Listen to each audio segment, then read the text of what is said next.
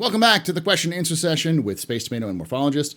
My name is Paul Shelley. This is the Captain's Table. Again, this is the Captain's Table where we talk about Star Citizen stuff. If you missed the previous section of this, we talked about the goods and the bads of YouTube content creation for Star Citizen, as well as the hopes and fears for this year in terms of content.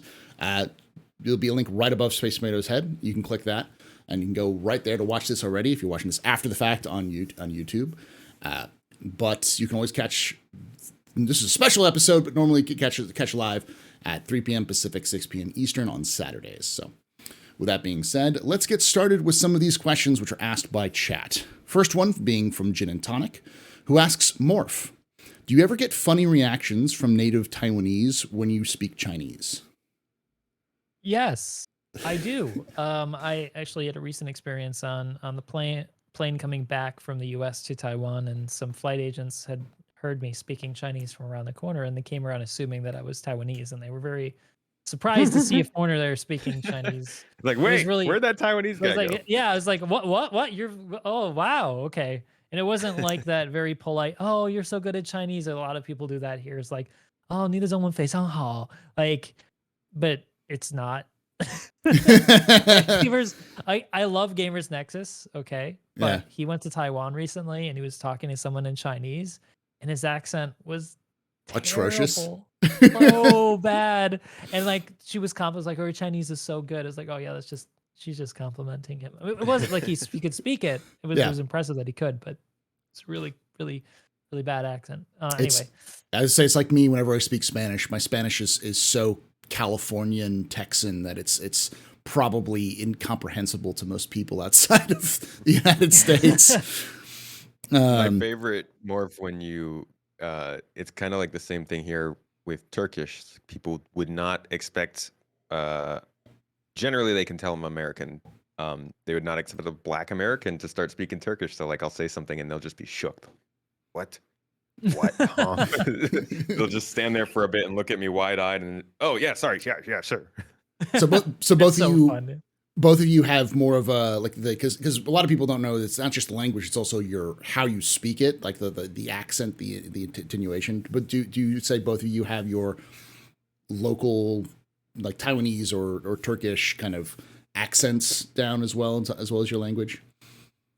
Yeah, I would say so. Yes, there's definitely a very clear accent difference between different parts of China. Even though they have their own dialect when they speak standard Chinese, they have an accent, very clear one. Like for people from Beijing are a very hard R sound when they speak, whereas people in Taiwan are like the polar opposite. They have a very soft R sound. It's the language sounds very very smooth as compared. I mean, I'm not saying smooth is better as a positive term. It's just a different way of speaking Chinese.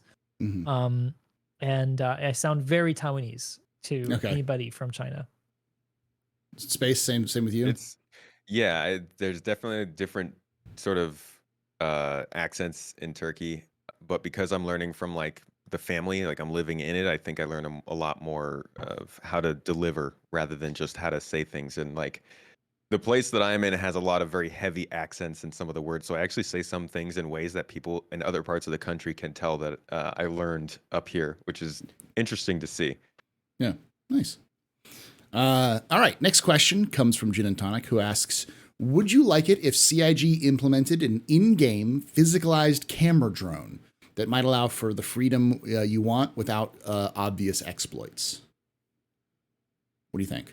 I've actually thought about this recently, and absolutely yes. I would love for them to do a camera drone that doesn't have any problem with like aerodynamics, so it could fly backwards. Being able to fly around a ship as it flies around, or like flying around a battlefield without having to worry about the environment blowing me around in a big ship would be fantastic. And being able to use my sticks, I'm so familiar with it now.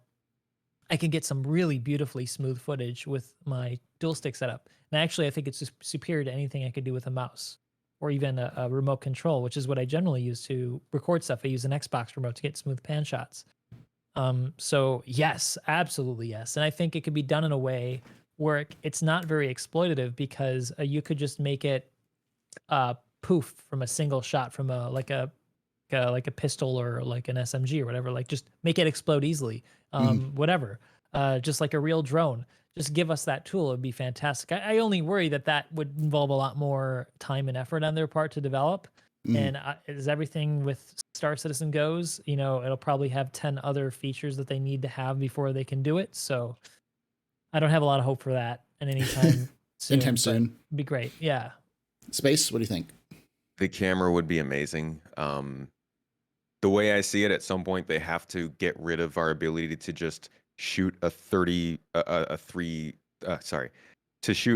person camera 20 meters away from our body and look around corners in an MMO. I am assuming they're going to get rid of that at some point. So like a camera drone sounds like it would be a necessity. I actually just posted a picture in our chat that we have on Discord. The concept art from the Ranger, where they did sneak in one of those camera drones, just a little bit off on the side there, kind of a little teaser. So I think that they'll probably do something similar at some point, right? Squadron 42, the trailer, the cinematic trailer, the first trailer for Squadron 42 has those camera drones. Yeah, they do. I remember that. Yeah. So they have the model. I think it would be, it needs to be necessary. Because another thing that I was talking to Crucian about when it comes to like sports and events and stuff like that is like there's no spectator mode in Star Citizen, so it's difficult to host those kinds of things. And I think, can all tell that Star Citizen is going to be a very streamable, very gameplay, video makeable game in the future. And being able to film that kind of stuff from different angles would be good for like machinima and cinematics and stuff. So I think they're shooting themselves in the foot if they don't make one of these. Yeah. Imagine the Daymar Rally or any of the new racing league stuff with the new maps that they've created, being able to have a camera that follows around the ships. That'd be fantastic, I am sure, for them to be able to film that. It'd be much easier to follow, much more engaging and appealing to a wider audience, which ultimately benefits Star Citizen because more people want to buy it. And the glorious thing about drones is that even today, we know that you can scale them. Tiny little handheld drones that you could fit in theory on your body as like like attachment, like a equipment thing. You can just pop up and throw around. Or honestly, like massive ship-based drones, which might have much bigger surface area, but you can cover more content with it. So. Yeah, I think this brings up, if I had one suggestion for how they could get the most bang for their buck for marketing, if they wanted to make more people buy Star Citizen, the easiest thing that they could do would be to make one of those drones, because the footage that people could collect from that and put it on YouTube and Twitch would sell a lot of people on the game, guaranteed. Only a very select few of very skilled pilots can get the shots that I do. I've been doing this for a long time, and I've really learned how to fly without seeing the ship or the HUD to be able to get the shots I do. But everybody always like, how do you do that? Well, it just takes a lot of time and skill with dual sticks to be able to learn how to do that. But if it were more approachable to a lot of people would do it, and you'd have a lot of really cool footage. I was going to say definitely do that. That's very much the case with the people who filmed Daymar Rally. Like, they are people who are dedicated to do that, and they train and practice that all the time. Anyone who talks to those people, they'll tell you right away, like, it takes a lot of effort and a lot of training, a lot of practice to learn how to fly without seeing it. Yeah, since like is really difficult to deal with. I want to say 312 or so, when they started doing the drag, it just completely changed how you could film in atmosphere. Certain speeds you can't even fly backwards anymore. You used to be able to like kind of go around a ship and stuff and like pan around. I can't do that anymore. Now the ship wants to knock like straight forward again. It's very annoying. And with heat changes coming, with the resource network, and then also with the aerodynamics changes coming, like, you're not going to be able to film things very easily with ships in atmosphere anymore. So like a drone seems almost like a necessity if they want to keep these kinds of good videos coming out of this game. Yeah, absolutely. I mean, it opens up a lot more opportunities for B-roll filming of events too, for doing like stuff with Siege of Orson. Organically filming that stuff would be fantastic. Yeah. I was going to say, and especially since, or at least right now, CIG is heavily reliant on the community for marketing. So, make it easier for your primary marketing folks to have beautiful shots, and the game will sell itself. All right. Next question is from Gin and Tonic, who asks, Morph, what was it like when an architect reviews on the 600i blew up? Really surprising, actually. I was very passionately upset about the 600 eyes interior, and I guess the community was too. It's just like one of those lucky videos that that you hit, and that really starts to propel your channel forward. It happened to be that one. I won't deny it. Without that video, I wouldn't be where I am today. I think I was less than 100,000 subscribers back then. So it was great. It was then I realized that there were people wanted to see more stuff like that, and just became like a hallmark of my channel. Now I do architect reviews of every ship that comes out when I can. I mean, like, there's so many ships that I still haven't done all of them. So Yeah, man. great, absolutely great. I know my those channel. are some of the. Go ahead. Sorry. No, I was just gonna say those are some of the first Star Citizen videos I watched. I really Yeah. enjoyed. Remember the Constellation, Hammerhead, and the Caterpillar. I think were like the three big ones that I first started watching. Loved them. Thank you, dude. I love making those videos, and the only reason why I haven't done the Corsair video yet is because I just don't think the footage I've gotten of it is cool enough. I want to do something really cool, like flying overhead with like a sonic boom or something. I got to get those cool shots. I know my community is desperate for you to do an have you done an architect reviews of the Redeemer? I have not, actually. Yeah. Strangely enough, I've not, and I've been begged to do it, and that's definitely on my list. That My ship actually Yeah. needs a rework. It does. interior. It Yeah, does. it's not. Oh Yeah, yeah. it's not bad, but you look at like the volume of that ship, it's literally one of the biggest ships in the game, but there's so little interior usable space. Imagine if they had the skill set they do today with stuff like the 400i, like how Wait, but compact that ship is. they just made that. Isn't that ship like a year old? It is. I'm sorry, and the a half old? Redeemer. I'm sorry, I Yeah. was thinking of the Reclaimer. The Reclaimer. Oh, yeah. Oh, Shoot. okay. The I was Reclaimer. like, I'm wait. sorry, I got it mixed up. The Redeemer's not Reclaimer, that the- big. There's too many Rees in this game, especially when it comes to Yeah. Aegis. You got Reclaimer, All the Redeemer. Rees. Yeah. The Reclaimer needs desperately to get, I think, a little bit more space in it. But the Redeemer, yeah, I haven't done that either. You're right. Yeah. Yeah, I was actually in the US last year when it came out, so I didn't have time to do it. Yeah. My community knows I hate that ship. I hate it with a fiery passion. So yeah. so that's something that you. the community would love to see. My community would love to see, so they could spam it to me. Watch it, Paul. React to it. You know, I can tell you right now, if you're watching this, is that I'll watch it live. I'll react to it, and I'll be like, Morph is probably right. I still hate this thing. Still hate it with a bloody passion. Cancel Paul. All right.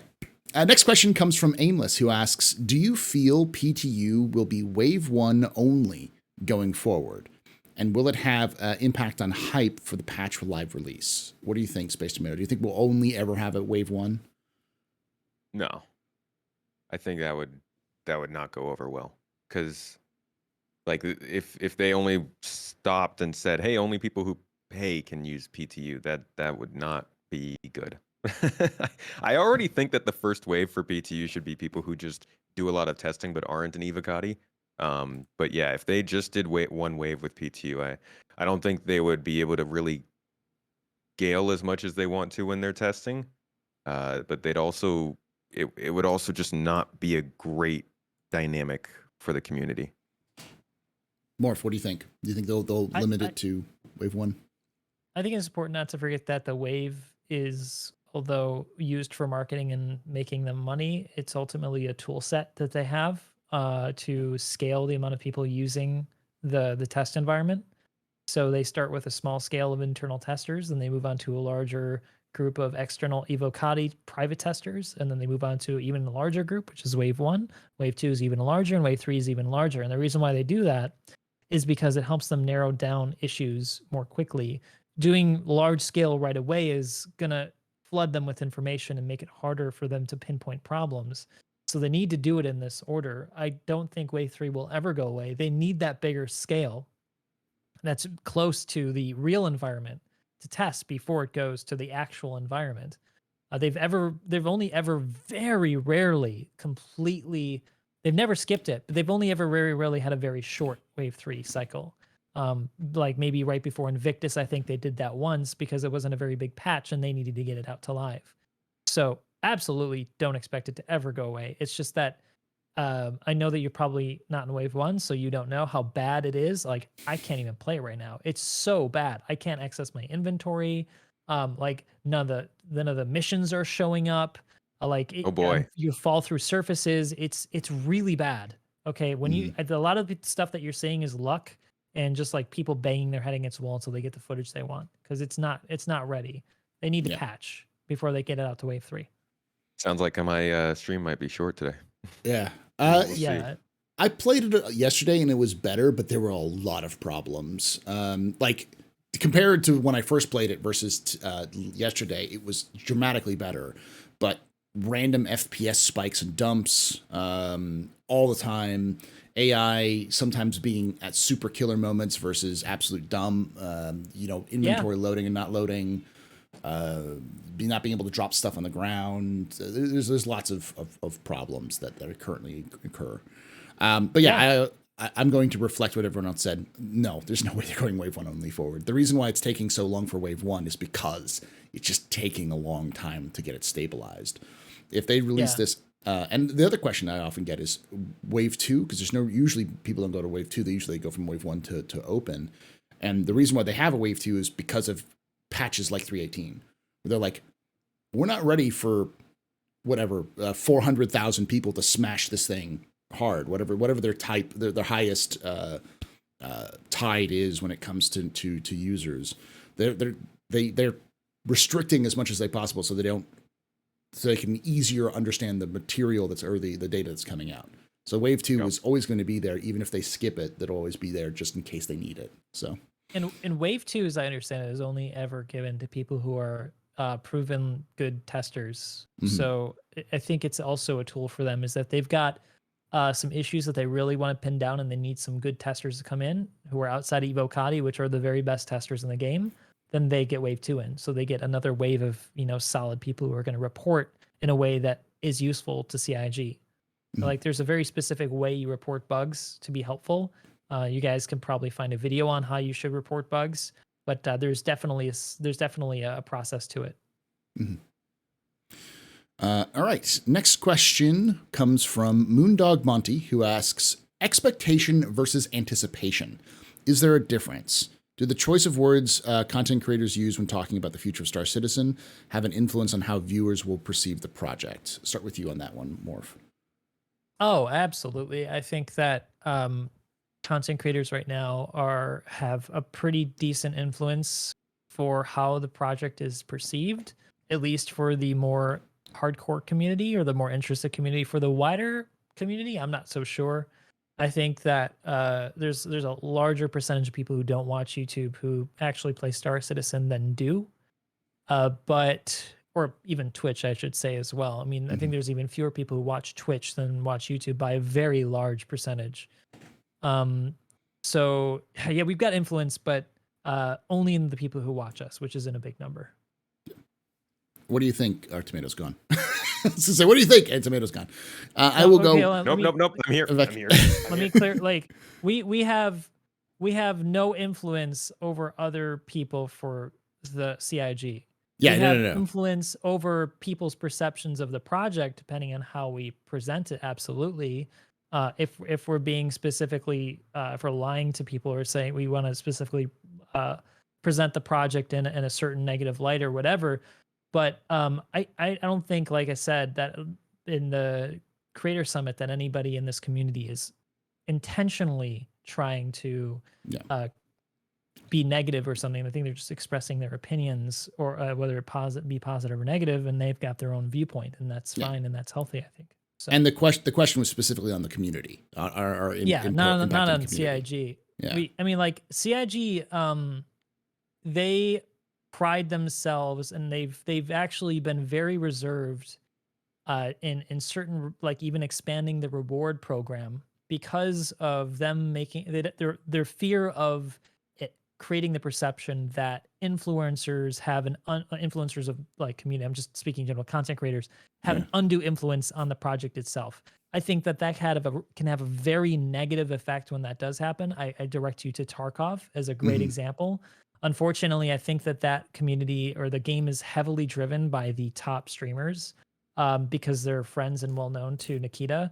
And it creates this very, I think, unfortunate byproduct of it being a very sweaty game because it's targeted towards that kind of hardcore streaming community. that's not what I think they want Star Citizen to be. And I think their approach, although it would be great to get more referral stuff on the referral program, is probably the best approach. Yeah. I will also say this, like the expectation versus anticipation, like people say that words have no meaning. Words have every meaning. What you say really determines on what's going on. And like I will often say, I try to set expectations as best as I can.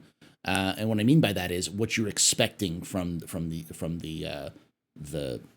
overall, this year or whatever. Anticipation is what creators have started to call copium or hopium. It's what we dream. It's the dream of Star Citizen rather than the actual reality of Star Citizen that we see. And you can anticipate lots of things and not expect them. But yeah, the way we cover topics can have a huge impact on how the community kind of reacts to it. It can be individual content creators, but I think the community, the creators are greater.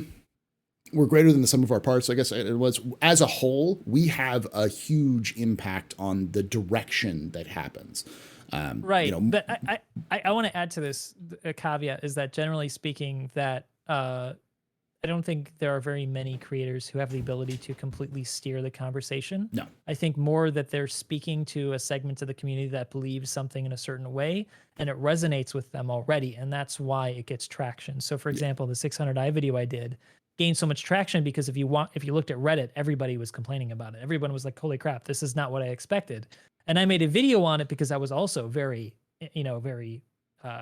upset about it. And so they were like, yeah, cool. This is the video that's saying my thoughts. Yeah, I like this. I agree with this guy. People want to watch videos that they agree with to confirm their own bias. And that's why it sometimes has the illusion that creators affect the direction of the community. I think that they can highlight topics more and somewhat influence the direction, but it's not like I can, look at my A2 video. I have an opinion that I stand by with my A2 video, but a lot of the people in the community disagreed with me. I didn't steer everybody to hate the A2 and nerf it, and certainly CIG has done nothing about it. So what influence do I actually have? It's just my opinion, man. So yeah. Anyway, you haven't said a word, Tomato. So I'm just waiting. I was going to say, Morphologis, that's my point. I was trying to move towards it, which is exactly that, which is we don't have undue influence in the sense that we can make people change their minds. I guess we can a little bit, but we don't set that tone as much. The Info Runners, when I don't know if you were on that one, SpaceTomato or not, but where we talked about how Star Citizen's bigger than you think. We're talking about just the size of systems and kind of going through and kind of giving people the perspective on that. That got turned into a big trending topic that a lot of people started following in Star Citizen. But we weren't the only people who thought about that. There have been people who've been talking about that forever. It's just it hit a nerve, and then that went forward. So we only have influence in so much that we reflect the needs or desires, written or unwritten, of the community. In that kind of sense. What do you think, SpaceTomato? Do you think we have, do our choice of words have an impact on talking about the future of Star Citizen and how viewers perceive the project? Yeah, I think so. It's easy to say that you don't watch or listen to people who make content or care about what they're saying. I certainly don't watch or listen to anybody who makes content. Okay, I was going to say about Civilization 6, but I do kind of watch Potato McWhiskey sometimes. Either way, there are plenty of games and topics that we all love that we don't necessarily go and watch the content creators for, but I do think still our outlook does get affected by them in that creators and influencers are influenced and influenced by the community as much as the community is influenced by them. If this happens a lot, I'm sure you guys can attest to this. You will put out a video on YouTube. It'll be about something Star Citizen related, might be negative, might be positive, doesn't really matter. You'll start getting comments that have nothing to do with the video, but are just angry about something. And you're like, why are you saying this here? And you go and you look around a little bit on YouTube and you find that somebody made a video on YouTube and they said a line, and then that line gets repeated in comment sections, and it doesn't necessarily always happen in this way, but that's so easy for that line to spread and maybe not even, change someone's entire point of view, but it could get them to think about a new topic or a new way of thinking about that thing, make a new video for that, make a new blog post, a Reddit post, something. And that just like bounces off of each other all over the community. I think the only difference when it comes to content creators is just that they have a larger spread. So like that phenomenon can happen more when a content creator says their opinion. Yeah, but I think like in cases like that, those types of content also play off something that some people want to believe, and that's that Star Citizen is a scam. So it's playing off of like a fear or an idea that people suspect, and like amping it up on purpose to get clicks. And that in those cases that I think you're referencing. But I'm sorry, Tomato, please continue. Well, it can be like that, and it can also be like, I think what brought the question on, which was the idea of anticipation versus something else, expectation. And I get exactly where they're coming from. I was thinking about this while we were answering the questions. You were asking us, what do we hope we'll see next year? And then there's also, what does realistically it look like CIG can do next year? And I know myself, I interchange those sometimes. I'll say things that I hope that I think they should be focusing on. It's not because I have some better game development insight and I know exactly what's going on. That's just my opinion and what I want. And the way that we say that in a video could probably lead people to believe certain things that they shouldn't have a 100% belief of. And that can be a struggle. But ultimately, I don't think a lot of people are trying to necessarily change the community so much as they're just trying to find the people in the community who agree with them and vibe. Yeah. I don't think there are any sociopathic content creators who are trying to manipulate the community and have a very calculated and specific way of making content to create that effect. I certainly like what Tomato just said about like sometimes you interchange it. It's not like you're doing that intentionally. It's just like sometimes you want something to happen and you just subconsciously you want to talk about it like it will because you're really hoping that it does. But it's not like you're trying to make people think that's what's going to happen. And of course, then you afterward sometimes feel bad that you said that because then people point to that and say, "Hey, I thought you said this was going to happen." You're like, "Oh shit, I did say that." What I was hoping what I meant that, was, yeah. I've had to get very, very way better about when I say something in a game. I'm like, wait. I'm saying this, and I think this could happen, but sorry. Yeah, I think sorry ahead of time. I think Star Citizen teaches you as a content creator a little bit more to try to separate your hopes from what you think. Based off of what it is. Because and I think that can often lead to misinformation. Because I know Morphologis doesn't hope that this year is going to be terrible. But you're going to look at it when you make a video where you're looking at the what you think is going to be making it. And you're just like, this may not be the year for Star Citizen or whatever. That's not you're not sitting there being like, hey, I hope Star Citizen doesn't do anything I want. It's just it's like, this is what I think based off of what I can see, and hopefully it'll be better. But that's just setting expectations. So, it's also so easy to share the fact that you made that video with just a couple sentences of anecdotes about it, as opposed to sharing the video itself, which is 10 minutes of nuance and explanation and context. And it's really, really easy to look at a video. And I know it's a common complaint just reading the thumbnail, but to look at a thumbnail and see it's not the year for so-and-so, and then think that's all the video is about, when in reality, that's kind of the hook. Whereas there is more to it than that. And it's so easy to share a video and just be like, yeah, this is about blah, blah, blah, blah, blah, instead of going and the reverse detail. can happen too. You can be said something like this is the year for Star Citizen. Then people get really mad at you or get really upset. They're like, oh, what you said it was this year for Star Citizen. It's like, no, I didn't. Did you watch the video? That kind of reverse option too. So and go ahead. Sorry, and I think that there's a period in your content creation career for Star Citizen where you begin by being really optimistic because you don't realize that a lot of what CIG says are a lot of hopes and not necessarily for sure in stone. And then, later you find out oh, well, they just said that. Wasn't Theaters of Where, for example, Squadron 42's date's been pushed back forever. We made, I know we've all made videos on this stuff talking about like, oh, it seems like it's coming out soon, and then later we learned, no, it's not. No, it's not. Not anytime soon.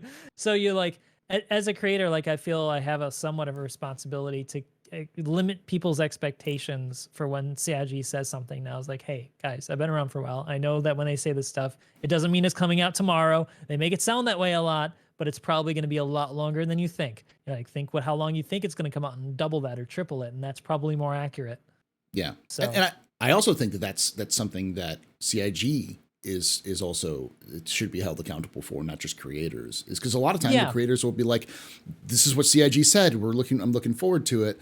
And then CIG just goes dark or doesn't talk about it. And then suddenly it's the creator's fault. Suddenly it's Board Gamer's fault for reporting it. When it's like, it's that guy, it's all his fault. Yeah. It's just like what I said earlier with the drone thing. Like they said it, so I said it here on the podcast, but they very well could have just changed their mind, talked about it again, and never talked about it again. Yeah. So, all right, move on to the next question. Prexial asks, what systems are most important to implement to shape trading into something that it makes more sense in the verse right now?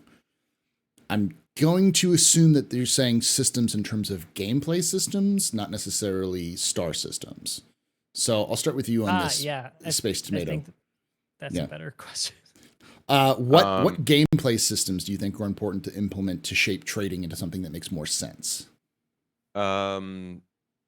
Ownership is something that's we really need to see changed up. Like the fact that you can't mine something, refine it, and then have your friend pick it up to sell it as a trader hurts those game loops and the trading idea a lot, because trading as itself isn't the same as hauling. They're trying to separate those two. They're trying to say, hey, you can be a hauler, you can pick stuff up that people have bought for you and take it somewhere and you'll get paid for that, or you could be a trader where you actually buy and sell stuff in different markets to get better prices on it. And like trading, buying and selling, in order to get shipped, you can't do that. You have to be the hauler too, and that kind of kills the whole idea of only focusing on the trading aspect. So I think the ownership idea of items and commodities is important. We need to be able to transfer stuff to other people to sell.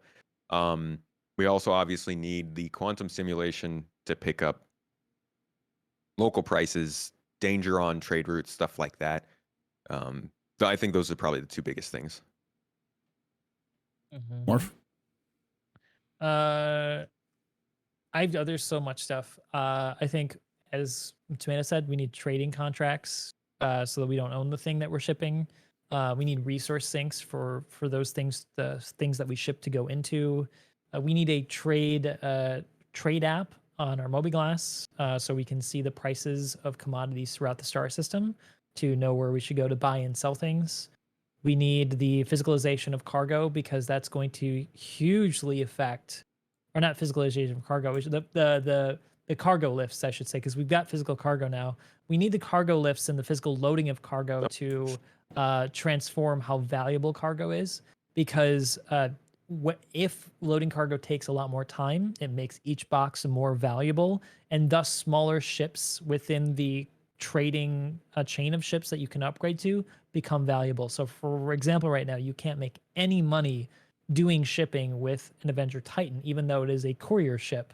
But with those boxes being much more valuable, you start to be able to make money on a beginner level with trading. And I think that's really important for Star Citizen, to have that really clear connection point from the beginning of a profession to the end of the profession, which we only really have with mining right now. So, and then I thought there's more than that, but I think those are the really important things that we've got to see.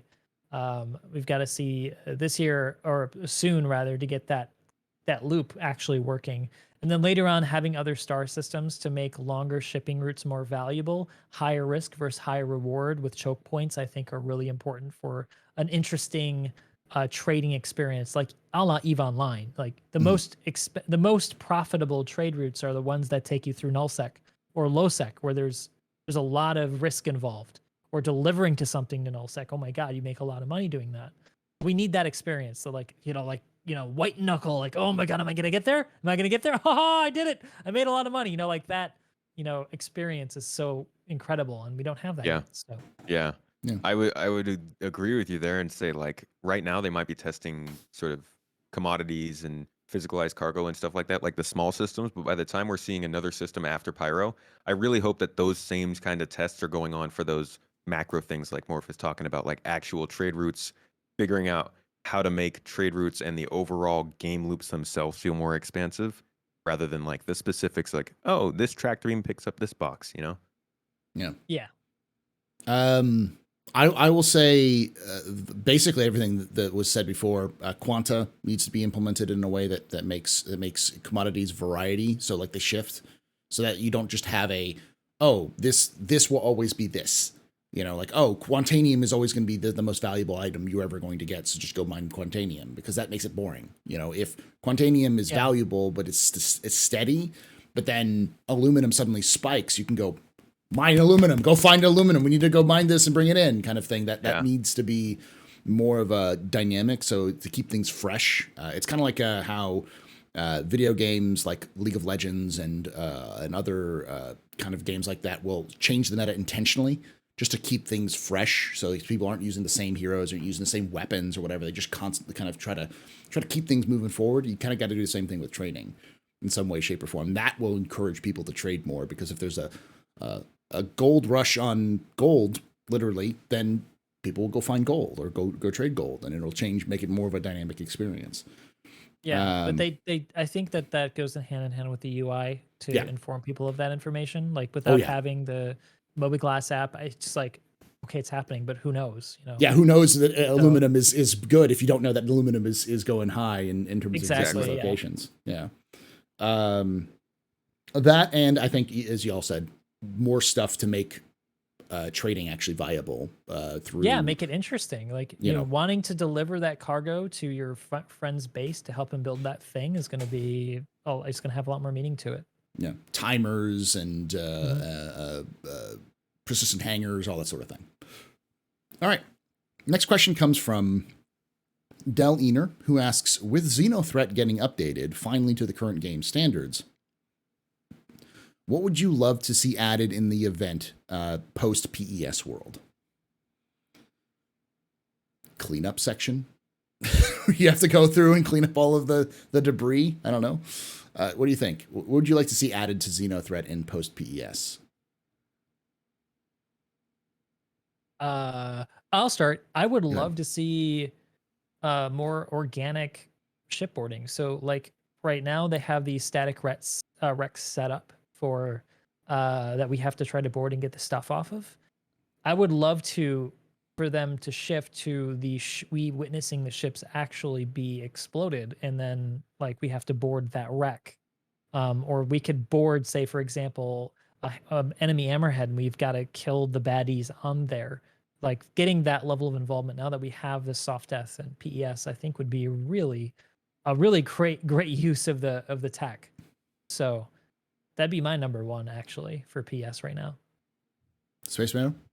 Honestly, I'm gonna agree with that, because it's already got ship flying cargo, it's got ship fighting ship, and it's got people fighting people and people moving cargo. Why not bridge those two with people boarding ship? That sounds pretty cool to me. That'd be a lot of fun. I guess there's also, it'd be cool if they developed maybe some counter missions that spawned that encouraged people who are working with Xeno Threat to try and stop the cargo haulers. So like we have people who are going non-quantum to and from the space station to the place with all the wrecks. I mean, maybe, you know, some pirates that work for Xeno Threat are trying to steal some of that cargo, and that's an additional objective. Although that could complicate or move the center of activity in the event away from the other areas. So I'm sure there's a whole bunch of balance to it, but I think there's also something they could do with the cargo hauling there. I like the boarding though. All right. Certainly. Next question comes from Duke Lukum, who asks, have you noticed Gen 12 has improved graphics in 318? Visual improvements, not performance. Yes. I don't know if it's directly 318 though. I'm sure a lot of it is also like lighting changes and improvements in that sort of thing. Yeah. Lighting is the primary thing I've noticed is different in 318. I think there's some subtle lighting improvements. So for example, reflected bodies reflect a lot more light. I noticed that Crusader reflects a lot more light on the night side of Daymar. If you go there at night, it's really bright now. It's actually really nice. That's the number one thing I've noticed. So just like generally, if you fly around like the yellow asteroid belt, there's something about it that's better. I don't know what it is. It feels better. It feels like it It's has so more subtle. I depth. don't know what it is. Sorry? Yeah. It feels like it has more depth. It feels Yeah, like it's got more depth or something. I'm not sure. Yeah. Mm. And I Maybe think it's the shadows they've got, or they're the longer range shadows or something. I'm not sure. Yeah. I also think you can see further than you can in the past because of PE Possibly. or because of Gen 12. So you may be seeing more of the asteroid belts or more of those locations. So you're seeing it more like your eye sees it, because a lot of people don't realize that your eye doesn't have a range limit. The reason why you end up with your eyes ends up having a range limit is because the horizon literally dips, because the Earth is curved. So not to be political, but Yeah. but somehow that's political. Oh, yeah, God, I don't know. But the yeah, world you is just literally flat, it's political. God. it's literally because the horizon dips, and because the horizon dips is Yeah. why your eyes have that range limit. So it's unnatural to have that range limit in a video game, because it's harder, because it's like, oh well, why can't see as much. That's why they hide it behind fog and smoke and such. So maybe it might be it. What do you think, SpaceTomato? Have you seen any improvements with Gen 12? I've mostly noticed it in like UI stuff. Like text looks crisper, looks a little cleaner. Mm. I've definitely heard people talk about the lighting, but I can't say I've particularly noticed it myself. I did just upgrade my computer though, so I'll be keeping an eye out. Okay. All right. Next question comes from Quincy Fordor, who asks, what would new player experience come with a new interface teased by Chris last CitizenCon, besides star map and scan? SpaceTomato, what do you think would be a new player experience be like? Most important thing, I think, is the new interaction system. But definitely, letting people know what they can and cannot interact with. People don't even know that they can like pick certain things up. And B, showing people that they don't have to hold the F button and go about this clunky sort of process, but all they have to do is tap a button to interact, I think are going to be two really small but useful changes. They probably also should work on kind of sort of like AR items, little hints that have context. So like, say you're walking through we've seen these in video games at times. You're walking through a city and there's something that you should know about the city, like a vendor or a shop or just a thing that should draw your attention. They have like a little line, that points to it, and then a block of text that says, this is what this is, pops up one time, lets you know, hey, this is how the game world works, and then never bothers you again. I think that kind of stuff should, again, this going back to that question of hope versus anticipate, I hope that's what they do. I think that would be the biggest thing they could do. But besides that, scanning and just getting things better labeled. One of the biggest examples I always think of is the signs in cities. Like, we all know that they have these signs in cities that kind of blend in, that work if you use them, but a lot of games don't really do that. So they need to find a way to tell people, hey, we use signs in the game to show you where to go. Here's how to look out for them. And that'll help people a lot in the long term. Yeah. What do you think, Morph? What would you add, or would you like to see added, other than just new map and scanning?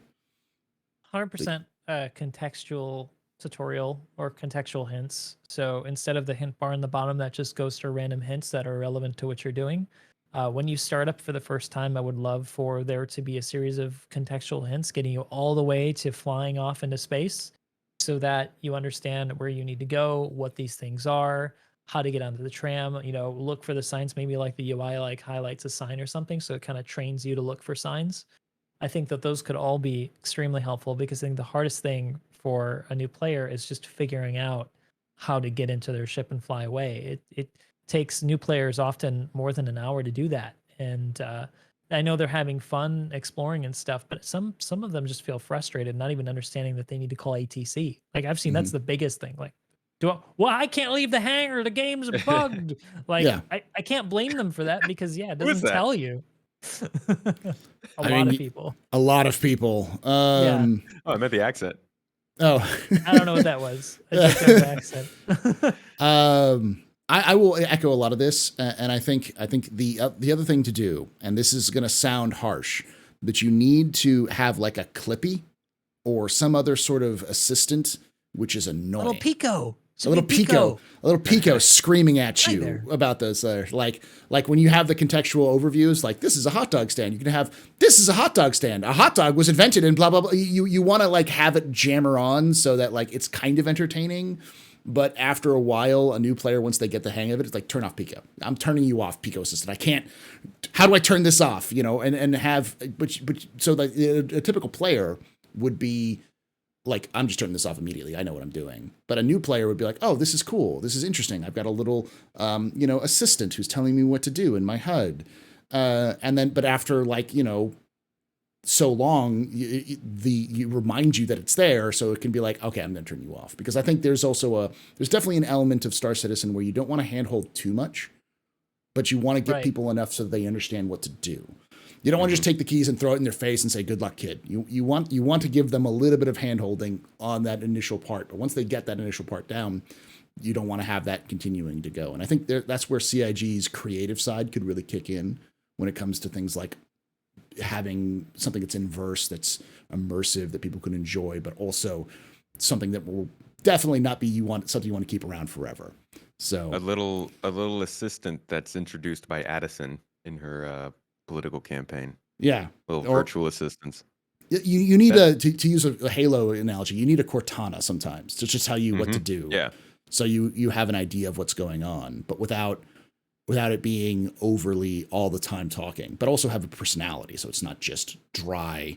This is the sign. This is what it says, move on kind of thing. So, all right. Next question comes from A Little Bit of Madness, who asks, in 2 years from now, do you think you will be saltier, less, or the same? Honestly, it depends on the context, on what 2 years from now is. I have no idea what 2 years is going to be.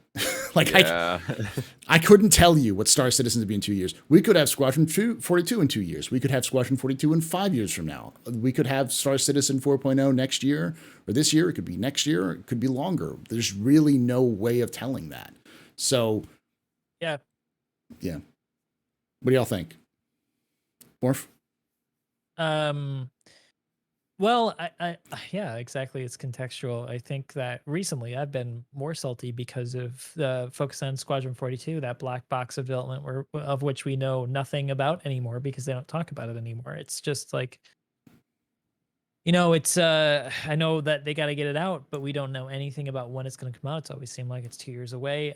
I think that if that comes out, I'll be a lot less salty. I mean, I'll be very happy to see that kind of progress. But if it doesn't, and we still hear nothing for another 2 years, I'm going to be kind of more salty about that.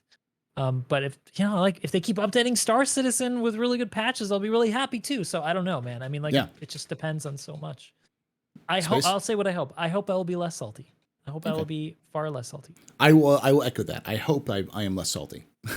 Yeah. SpaceTomato? I don't know, man. It could the game could be an amazing place in 2 years. Like we could have server meshing, Squadron could be out, freaking, I don't know, physical damage, farming, all the things could be in game, but I might still be falling through spaceships, in which case I'll be more salty. But at the same time, we could not have farming and not have physical damage, but maybe we have hacking and new star systems, and server meshing is running phenomenally, and then I'm not more salty. There's so many variables that could make me more or less salty, but I'm assuming I'll be about the same. Mm-hmm. Yeah. But I also think the one thing I will say is that I don't think CIG can afford to do the same thing over and over again, and I don't think CIG has, but there's a myth that like Star Citizen hasn't changed. That's the same thing. I think that's mostly people who don't follow the project as closely as most people like us do. It has changed dramatically, and it will change in 2 years. No matter what, something will be different. Probably by the end of this year, let alone in 2 years. So the CIG will continue to have to keep this train going somehow if they want to keep making the game. So, all right. Next question comes from Witchspace, who asks, given how much Star Citizen changes over time, should YouTube creators take down or add out-of-date cards to info and tutorial vids when they become outdated? I do. I have a couple tutorials myself on smuggling, and I both added the patches that they were released to them since then, just because it's out of date. But I also had cards like, hey, the updated version is here. What do you think? Do you think tutorial YouTubers have a obligation to update their old tutorials? SpaceTomato?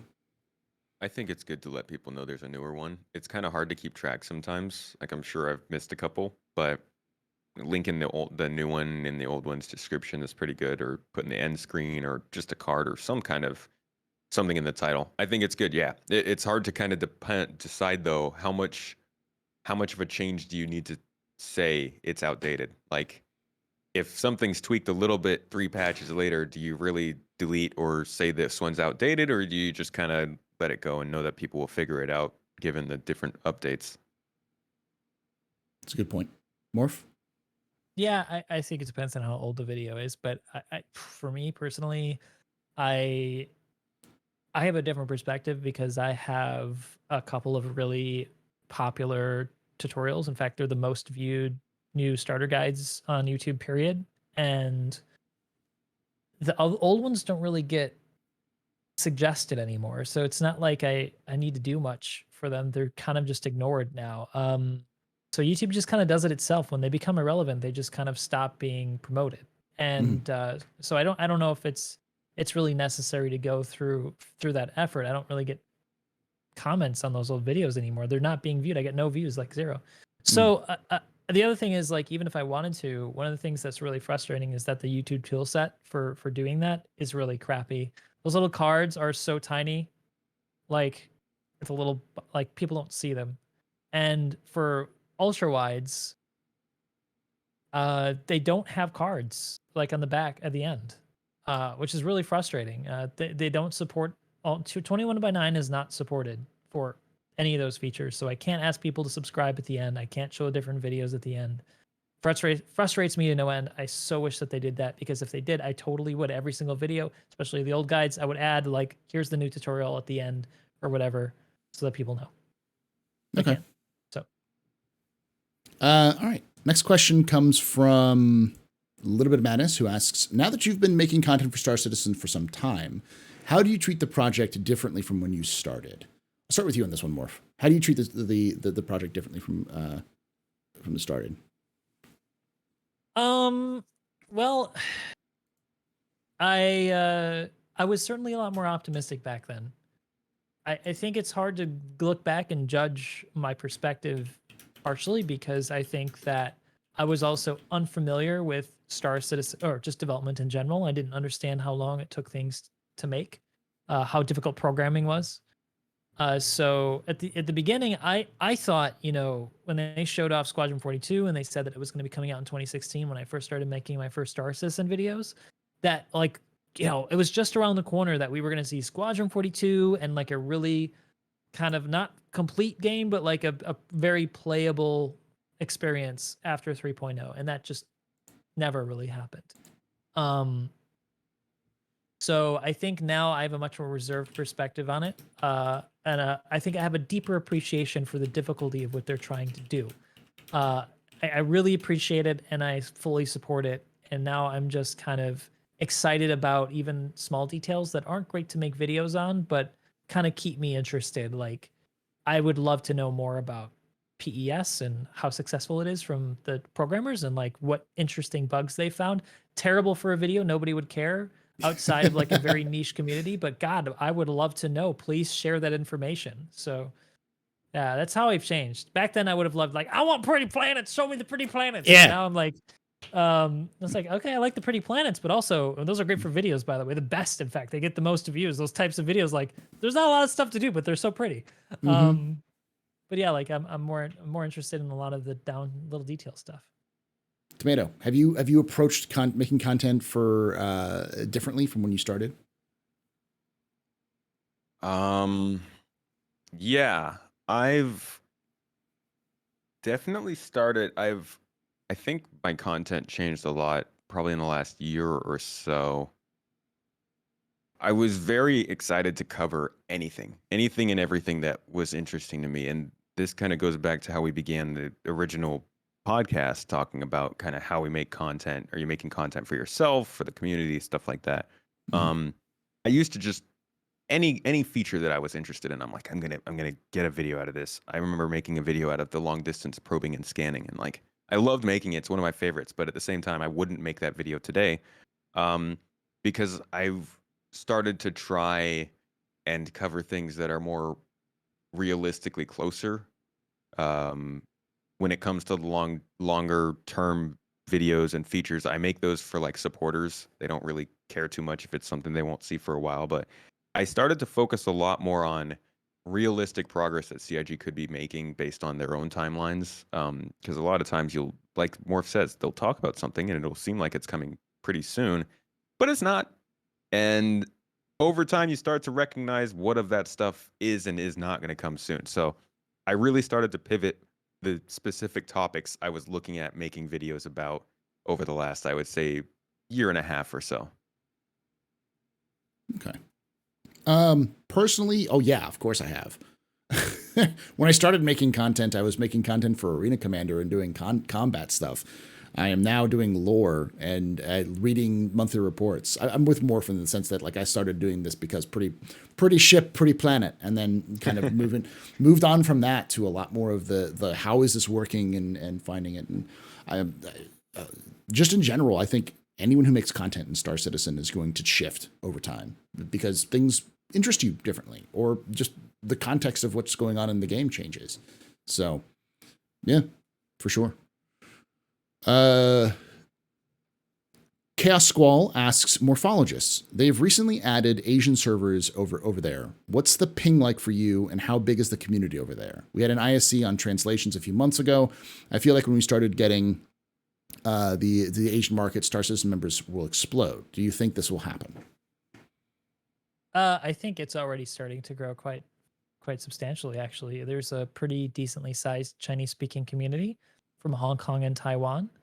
And I know there's a Chinese community as well. I don't think they intermingle as much, but absolutely certain, there's a much bigger Asian community now. I know there's a community in Japan too. I went to a Bar Citizen here actually that had like full house of people, like 30 people from a local org that they have. It was actually only org members, and there would have been more if they had opened it up to all the people who play Star Citizen in Taiwan. And so yeah, it's great, and everybody here is so ecstatic that we have servers in Asia now. I get a 20 ping now. Everybody here has had to put up with at minimum 150 ping. You know, so I mean, at best, I should say, at best 150 ping, you know, and usually 200 to 250 ping. So, and that's even to Australian servers, which is closer than the US. So it's great. When would you say, if you noticed at least, when would you say the population over there really started to pick up with Star Citizen? You know, I probably only the past couple of years, I'd say, that it's really started to pick up. I don't know why that is. It could be something to, I don't know what, you know, is the chicken before the egg. I was approached by a couple Chinese speaking viewers who wanted to translate my videos and put them on Bilibili, which is a Chinese speaking version of YouTube. And I said, fine, yeah, do whatever you guys want. That sounds great. And I didn't ask for anything in return. I just thought it was cool that they wanted to translate and put it up. And those videos have gotten a fair amount of views. And so I think that I think they're kind of feeding each other that, you know, they're translating more. So more people are seeing Star Citizen. So more people are getting into it. But I'm not sure what started it specifically. But it's happening, which is really cool. I wasn't expecting that. The market here is very much about RTS games and like highly competitive top-down games like League of Legends. Like that's the #1 game in Taiwan, really, and like mobile games and stuff. So it's surprising and exciting that it's happening. You mentioned that, and I actually remember someone approaching me and asking if they could translate some of my lore videos for Chinese market for Bilibili, and I was like, yeah, sure, it's fine, because I get a couple of those people. I had a couple people from France and from, I want to say, Sweden, who said, hey, can I translate your videos? And I was like, yeah, that's fine. So yeah, I noticed that, and I will also say, it might be the COVID lockdown. Maybe, I don't know if that helped or not, because I think there's there's a lot of people indoors, because as far as I understand, and I am woefully ignorant about the market in Asia, but last time I really paid attention to that, it was more focused around like internet cafes, like computer cafe kind of gameplay. Though I assume that may have changed simply because 2020 required you're not going out to a internet cafe, you're staying at home. So maybe we've got more people to buy computers and stay at home. Absolutely, yes. So I mean, like, the GPUs were hard to get here. I mean, they make a lot of them here, and so they were always in very good supply. I mean, got a 4090 before anybody else did in the US because it came out so quick here. But this past couple of years, absolutely, like, everybody's been buying computers. But otherwise, I think now that things are going back to normal, they're going back to internet cafes. It's just like a cool hangout spot. Generally, the thing is here that real estate's really expensive. Most people don't live in big homes; they live in small homes, sometimes without windows. And so they want to get out of the house. They want to go to a cafe. They want to go to a park. They want to go to a mall. And so, like, that kind of like thing that we don't have in the US anymore is very popular here simply because of that fact. And so internet cafes are booming, man. They're still a thing, and they've got some really cool ones.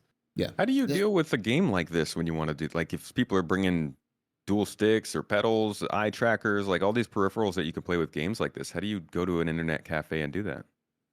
You know what? I don't know. I would think that some of them actually already have them set up if the owner is already enthusiastic about that game.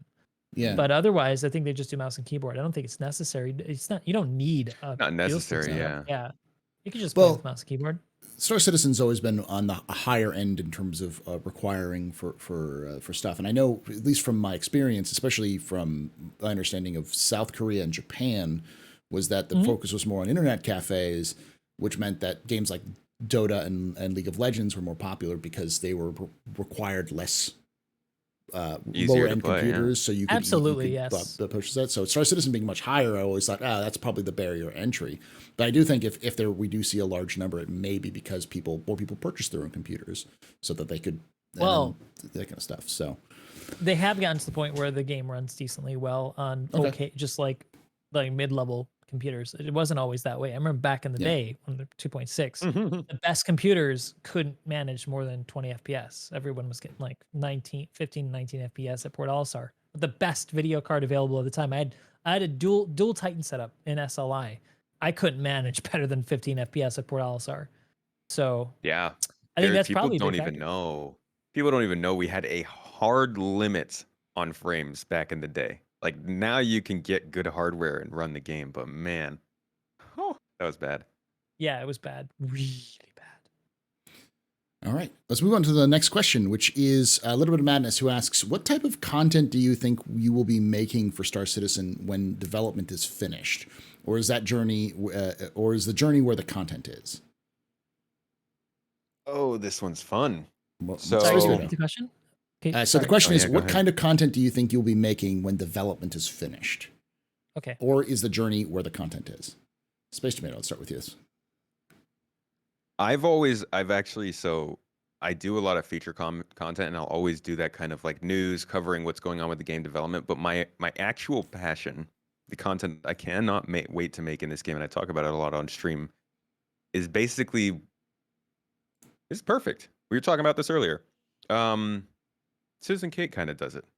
It's the stuff that I see a lot in DayZ or Rust, which is kind of like cinematic gameplay that doubles as storytelling. So you have, narration going alongside cinematic music, set pieces, third person film.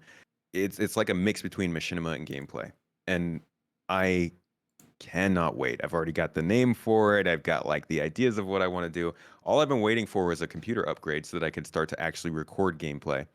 And now that that's happened, I'm excited to jump into that. So I think by the time the game actually comes out, I want to be making multiple, or at least one gameplay storyline and focusing a lot more on content that's actually in the game. I want to be able to go out on my own and do missions in another star system that people don't generally get to see, and just show like a cinematic experience in Star Citizen. Doesn't have to be very skilled, doesn't have to be super funny.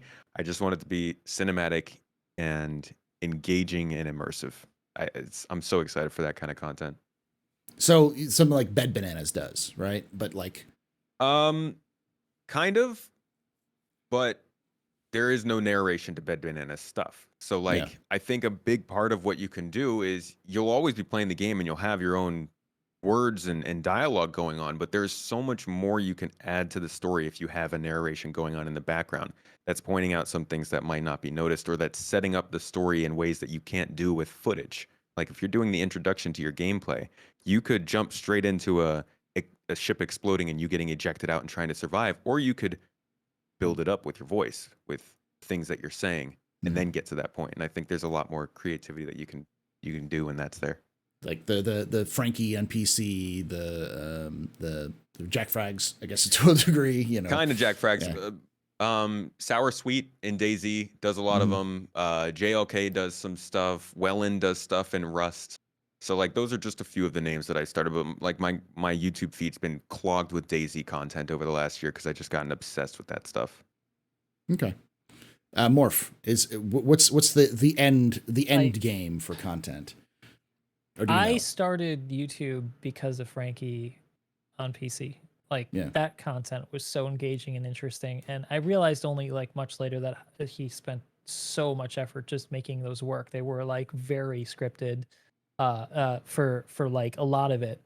There were real interactions, but most of it was like scripted, and it was just so well done. Like he's such a good storyteller. I would love to do stuff like that, but you can't right now in Star Citizen. But I actually think that I want to be real here, like really real. Star Citizen has Realist. absolutely defied expectations and norms for a game's development cycle. Like it has been in development longer than games have been in development, gone through their cycle and died. Like that's how long it's been in development. And actually what's crazy is that every year they make more money. And I just don't think that that's going to stop. I can't like see it stopping. I don't know why. I think it's because maybe it's such a niche, and the niche is so like wealthy that they just keep paying more money, and it just keeps growing and attracting more people, and they're also wealthy and they keep putting money into it. I don't know what it is. It's kind of speculation, but I think that means that they're going to be able to continue developing the game, and if they are going to fill out everything that they've promised, if you do the numbers, which a number of content creators, including myself, have done for just like developing star systems alone, it's going to take them at least 10, 12 years. It's just for star systems, because if you think about getting out 120 star systems, they would need to put out 3 star systems per quarterly patch per year. That's, that's a lot. We've gotten one star system in the past 10 years, and now we're going to get another star system, which took like 3 or 4 years. Like at that rate, this is not going to be out of development in the next 10 to 20 years. It's going to be continually developed. If they continue to get funding, which like I've said, which I set up this conversation with, I don't think is going to stop. I think they're going to keep getting developed. They're going to keep getting money. So they're going to keep going. And even if they somehow are able to make 5 star systems or 10 star systems per patch, which I think is absolutely absurd and unrealistic, you also have to consider crazy. all the ships that they need to go back and redo. Like there's so much work. I told you, like the backlog, I made a video about this. There's 35 years of developer time in the backlog for ships. It's insane how much work they have left to do for this game to be quote unquote complete. So yeah, I think we're going to be discussing development for as long as we decide to do YouTube for, or until we die. I hate to say it. So realistically, 10 years from now, we're still going to be seeing the Star Citizen developed, hopefully. Yeah. I will. Scenario. I will echo that in the sense that I think the unique thing about Star Citizen is that it's much different from a typical game, which is like, this is the endpoint, it's released, we're done. Star Citizen is already in a state of perpetual forever development, but it's not in the way that a lot of people will like throw that as like as a gotcha, like, oh, it's gonna never be finished. It's like it's never gonna be finished. Is WoW ever done? Is like, you know, exactly. it's constantly going to be worked on. I think CIG will reach a point where they're like 1.0 done, but I don't think that's going to be when all 100 systems are in. I think something like, oh god, Yeah. No, absolutely not. I think that they could get to a basic level of, you know, interesting gameplay loops where all the basic gameplay loops are somewhat in tier 1 or tier 0 or tier 2, maybe even like not fully fleshed out, but like Mhm. there and usable and interacting with other systems. And then what we can look forward to is those systems being continually polished and us getting new star systems every patch Yeah. for the next 10 years, you know, Yeah. like at least the next 10 years, maybe longer. And that will be so exciting to like, hey guys, the next star systems are coming out. Everyone's going to gather at the jump points and get ready to go in. And I think Yeah. that could be really cool. I don't think there's any reason to believe that the experience of being in this development is going to get any worse. I think it's going to only get better. It's like the baseline we have now is tolerable and fun at times, but we're getting to the point where it's getting like generally more fun than not fun, which is good. Yeah, I think Yeah. by the time we're hitting beta, it's not nobody's going to be I mean, people will be talking about a Beta. release. Yeah. Because like everything would be permanent by then, but like by the time we're hitting a, as you say, beta, you know, it doesn't matter if it's released or not. It's going to be a genuinely enjoyable game because the features would be in by that point and they're working mostly on the polish compared to where we are now. That would be a lot better. So, Yeah. you know, And as much as I- it sucks how much those star systems are going to take a while, it's still going to be a great experience in the meantime.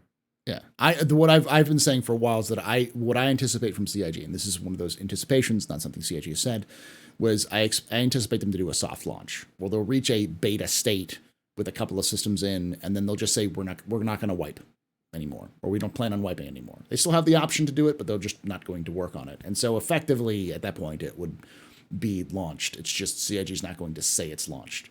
So. And constantly updating and polishing going forward, and then that's I think the road forward. And for me, in terms of content, whatever I want to do, I don't do this for a living, so whatever I want to do, I'll do. I like to make guides on smuggling. I do lore. I do other things. Like I'll just keep doing what I do. So and that'll probably change. So. And I think what you're doing now is gonna pay off in spades in the future, dude. Like With lore. I think what really needs to happen is for Squadron 40 to come out and be good so that people are like, oh my God, I want to learn more about this universe.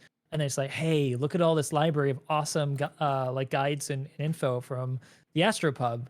And they're gonna like watch all of your videos. Yeah. I will too. I definitely will go through all the videos again because we're like, Yeah. oh man, I want to learn about this thing that I heard about in Squadron 42. That leads to something else. Oh, does that lead into episode 2? Or like maybe it's something I can find in the verse that's an Easter egg. You know, like there's gonna be a lot of that. Oh yeah. So And I anticipate once they announce Squadron 42 is coming up, I'm going to go through all of the stuff I know and go about what we know about Squadron 42, what do we know about the characters, where they come from, what does this mean, that kind of stuff. But I know it's like, and that doesn't really matter. But hopefully this year, CIG has also said, the lore team said that they're pulling back on the content for the website because they're going to be doing more stuff in the verse. And I'm like, I hope. Don't tease me like this, lore team. Don't tease me like this. Yeah. Do we ever need that? We need a story in the universe to make it feel more alive. We need that story that we can find more than anything. And even just like, even if like this, one of the things I really hope for the star map is that the blurbs that they have about each planet and moon and just part of the system has a lot of lore attached to it. So you can learn about the cities and about the planets and stuff along with that experience. That could be so cool. And then update them based on what we find in the game. Yeah. All right. Next question comes from Chaos Squall, who asks, do you think we will get a server player increase once again this year? If Pyro is meant to be coming out this year, surely it means player cap will go up as well. Almost certainly. If Pyro comes out this year. What do you think, Morph? Do you think we're going to see a player cap increase? I think it's possible, but I wouldn't guarantee it. But I think, see, they need to do this because the weakest link for server meshing is a single server, and it needs to whatever the weakest link is going to be the max server count capacity for the server mesh environment for non-dynamic server meshing. Because if you think about it, if you've got say 300 people in Stanton and they all decide to go to an event area around Crusader, then that server that's handling Crusader needs to handle 300 people. So if it can't, then that's going to suck. It's not going to be that impressive. So I think they're going to push after they get more of the networking stuff done. Maybe I think we might expect to see it after they get the replication layer off of the server shard. So it's a separate server because it's taking that load off the main server. We might see another bump. But I'm not sure. It might start happening, I think, closer to when they do server meshing, just before it. Yeah, I agree. Because the other thing we have to worry about is because the thing that's weird is that when they scale the servers, like they'll have less entities per server, so they can increase the player cap then. So that there is that ability, but at the same time, you're right. They need to be able to harden and just jump those numbers up as high as possible for a single shard right now, because if they can get that upper end while it's still performing pretty well, then that's effectively the size of the shard that they can use, because that's the minimum requirement. Well, so see, here's the weird thing. I don't know if you guys remember a couple years ago when they removed Delamar. I know you guys remember they removed Delmar, but the reason why they did that, and I speculated in the video, and I'm almost certain this is the case, is that there were too many entities, and they had said this separately of the removal of it. They had painted it as like it's going to the next system, but the real reason was they had earlier said in development posts that the servers are at their absolute maximum capacity right now with the amount of entities that they have. They ended up doing very sneaky things that you guys probably didn't notice, like removing some of the stations around some of the Lagrange point stations that we used to have. They removed them because there were too many entities in Stanton, and they couldn't add any more. So, which is why I said I don't even think they're going to be able to get Crusader in, which they ended up doing because they must have cut something out somewhere or made it more efficient. So I think they're still limited by the server being overstressed by Stanton. So I don't know what they're going to be able to do to test out that bigger cap, or they're probably going to have to do some interior like evocati tests on like a very limited part of the non-mesh shard of just maybe Microtech. Let's see how many people we can get on Microtech on a server that only has Microtech. They'll probably do that. I don't know if we're ever going to see that publicly though. It'd be really interesting to find out about it from leaks though. Okay. SpaceTomato, what do you think? Do you think we're going to see a player cap this year? I mean, I agree in that it's possible. They've talked about wanting to increase the player cap. I think since they did it the last time, they've mentioned that they would like to again. But I don't know if that's something that they would want to do in line with server meshing, static server meshing coming in, or maybe something they just want to try and get in between 3.18 and 4.0. But it's possible. I'm not really banking on it. I'm not going to count on it. I will say this. I think we'll see something increase with 4.0, but I think we can all agree that 4.0 is very much possibly not coming this year. So, okay, so there's a lot of questions, and we still got, so I paused the questions for now. We're going to go through some of these pretty quickly because we're already at over an hour, and I want to respect y'all's time as well. So, Dragon Wolf asks, ships symmetric or asymmetric, and why is symmetric the only right answer? Morph, I think this question is more directed towards you. Oh no! I think asymmetric ships are brave. If you can pull off an asymmetric ship design, I think it could be very heroic and interesting and exciting. But it's not easy to do. I think there are a lot of examples of bad asymmetrical ships in science fiction design, but I think the Corsair, for example, has done an excellent job of making an asymmetrical design look good. I think that the two wings balance the one longer wing. Visually, it does, I think, a really good job. It's not for everybody, but I think it feels like a hero ship, like one that you'd see in a science fiction show. But there's definitely beauty to symmetry, but I think we should also be open to asymmetry. Space, what do you think? Asymmetric or symmetric? I couldn't pick one over the other, to be honest. I mean, I don't have a specific type of ship that I'm always pulled towards. If a ship comes out and I like it, I like it. I like the Raft. I like the Ares Starfighter. I like the Reclaimer. I like the Corsair. I think there are some really cool asymmetric ships. The Corsair being a good one.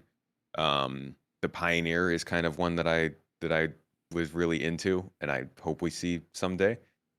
But I like symmetry. Symmetry is pretty cool. Overall, I think I would lean towards asymmetry. Okay. Just thinking more on like the games I've enjoyed, and specifically interiors, I think are the things I'm more focused on when I'm considering symmetry versus asymmetry. Is interiors asymmetric are a lot more interesting than exterior asymmetric, in my opinion. All right. I'm going to hit this next one, going through some of the faster ones so we can give you some of them. Chaos Squall, Theaters of War, will we hear about it this year, or are we expecting silence on it still? This is where I will step in, because this is one of those things that Go ahead. I am wrong. I'm going to be wrong about this. I know I am, but I'm still going to. The point of this is to say pay attention to the Arena Commander team, because the Arena Commander team didn't exist until February of last year. And it now consists of people from Firesprite and people from the Star Citizen teams, from CIG teams. And they announced early, or like towards the end of last year, that they were going to do something that they have not done since the project started, which is add a new combat map to Arena Commander, which is going to be Jericho Station. And that surprised me, because I'm like, what? We're doing more maps for Arena Commander? And on top of that, all of the racing maps we see on in-game right now, all of those will be in Arena Commander, if they're not already in Arena Commander. So there's the team that's Arena Commander they're either not being paid attention to, or their leash has been released. And CIG is like, go, do what you want. Make it work. So if there's one thing that team almost certainly is trying to do, is to get Theaters of War working and good. And this is a year that Theaters of War would actually function pretty well, in the sense that we could have large gaps of people not being hyped about something. So that would be an interesting addition to the game that would get people interested in talking about the game again, without having to really worry about its effect on the PU, because it's completely separate. So that's but what do you think? Do you think we're going to see Theaters of War this year, Morphologist? I want to believe what you're saying, but the side of me wants to believe that they don't see any value in it anymore, and they want to quietly forget about it, because we've got no official statement from Sean Tracy since SitCon. After that, nothing. Yeah. So it's weird that they've said nothing, and the team got taken over by Sony and pushed off the project. So my sense of it is that they've quietly just moved on from it, and they're not going to come back to it. But I hope so much that what you said is true, because I played it at SitCon. I got to try it. It was really fun. I played it with Wasted Space, and we both really enjoyed it. There were a lot of really fun, like, I would say, Battlefield moments, like, I don't know if you like those really cool, crazy things that you could only do in Battlefield. Well, there's more that you can do in Star Citizen. There's more crazy stuff because of everything that they've done with the detail. So, yeah, killed by fire extinguisher was the one that they like to highlight there early on. So, yeah, Space I don't know. I've had this conversation with both of you on my podcast. Paul, you've been very much, yes, it's coming next year, and then Morph, you've also been like, no, they completely dropped it. I'm somewhere in the middle. I'm still waiting for them to kind of show that they have the idea for those modules that I think we all kind of are hoping they do, in the sense that, like, they're supposed to be these free, standalone, easy to jump into games that show you kind of Star Citizen. You wet your beak a little bit, and then you want to try the PU. So I'm still waiting to see if that's what they have planned, because if they just want them to stay being modules and just be something on the menu that you can jump into, and they're not really pushing it or trying to do it on its own, then I'm like, well, why bother at this point? Just keep testing it with your live events and with Star Marine and stuff like that. But if they want it to be something on its own, standalone, then I do hope that we hear something about it this year. That being said, I don't expect it. Yeah. I will say, I'm going to make the bold prediction that it is coming this year, but I also will say I'm probably wrong on that one. But the point of being is pay attention to the Arena Commander team, because they're up to something. They're sneaky. You're right, Paul. I really do. I really, really, really do. That would be a mind-blowing announcement if like Q3, like 320, they're like, yeah, we don't have much, but we have Theaters of War. I think people would lose their minds at that point. Some people would, at least. But again, I'm probably wrong.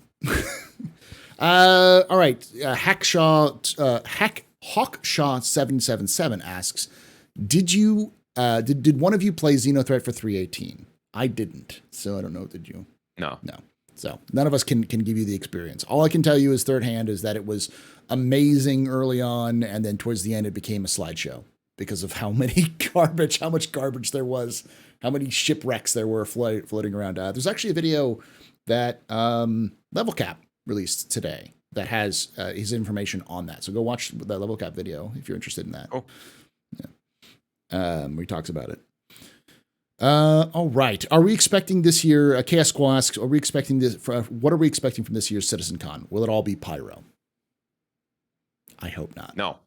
I have a very optimistic prediction. Okay. I think the only reason they're deciding to devote any resources to CitizenCon, because if you recall the last time why they didn't do it, is because they're going to announce release date for Squadron 42, or at least a target. I hope.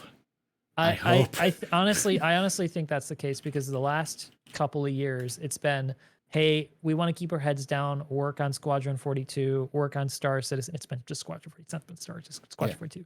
They want to work on Squadron 42, but the fact that they're going to spend the immense amount of resources that's required to do CitizenCon suggests to me that they want to announce something. Pyro has already been done to death. They did it at the last CitizenCon in person 3 years ago. They're not going to do it again. I think they're going to announce something for Squadron 42, which means that it's at least a year from then, so 2 years from now. I know it's the meme; it's always 2 years away. But honestly, yeah, I think they're going to say, "Oh, we're going to shoot for the end of the following year." So, I will agree with you on that one. That's the one thing. There's a couple of factors which really confused me, and it's not just that they're focusing effort on it; it's that anyone who's been in the project long enough knows that CitizenCon is an afterthought. CIG never plans it. It always happens at the very last minute, because to do a convention, it takes months of preparation. And most conventions, like traditional conventions, like an E3, well, I guess E3 is dead now, but like a Comic-Con, don't say that. Come on now. E3 is great. But Comic-Con, for instance, they start planning for the next year's Comic-Con before that year's Comic-Con is released, before that is held, because it takes so long to get licensing and to negotiate deals and do all these other things. Now, COVID may have sped that process up, because they were going to do that anyways for 2020, and that kind of got canceled. But they never announce it before the year before it actually is supposed to go live. It's almost always like March when they announce the date, and then they announce the location, and then maybe like April when they announce the date. So the fact that they pre-planned this so far ahead and made an announcement on the end of the year Star Citizen Live, it's like there's something going on. It's unusual for them to do that. What do you think, SpaceTomato? Yeah. What is your anticipation for CitizenCon? I agree. I think there's a lot of we could read into a lot of what's going on, but it's hard to deny that a lot of it is particular. They made their big move to Manchester 2 years ago now. I think they moved in 2021, right? End of 2021, Chris moved over there. And they've been slowly moving stuff over there for the more focus on Squadron. And, that might not mean Squadron is close, but it shows continued very focused effort on trying to make this one thing happen. And then we've seen that with the way they've shifted development too. Now we're seeing it, like you said, with the way that they've announced this convention early, and it's going to be a big convention. It's the first one in person in years. And I don't, maybe it won't be a Squadron 42 announcement, but I certainly think that they want this to be a big event. Probably close to 50% of the people who sign up to go to that will have never been to a CitizenCon. So they're going to want this to be like a very major sort of, I almost want to call it like a coming out event for Star Citizen. Like, this one will land on the map. This one will probably make waves in media, not like any other Star Citizen event has before. So I imagine they want this one to go down pretty well and to have good stuff that they can show and say, we've already done this. You can already play this. And this is also what's coming. So I don't know about a Squadron 42 announcement, but I'm definitely expecting a lot of hype. Did you see the leaks, by the way, that they came out this past year? Not the Squadron ones. I didn't watch those. No, I did. Okay, you did, Paul. Yeah, they've got some stuff.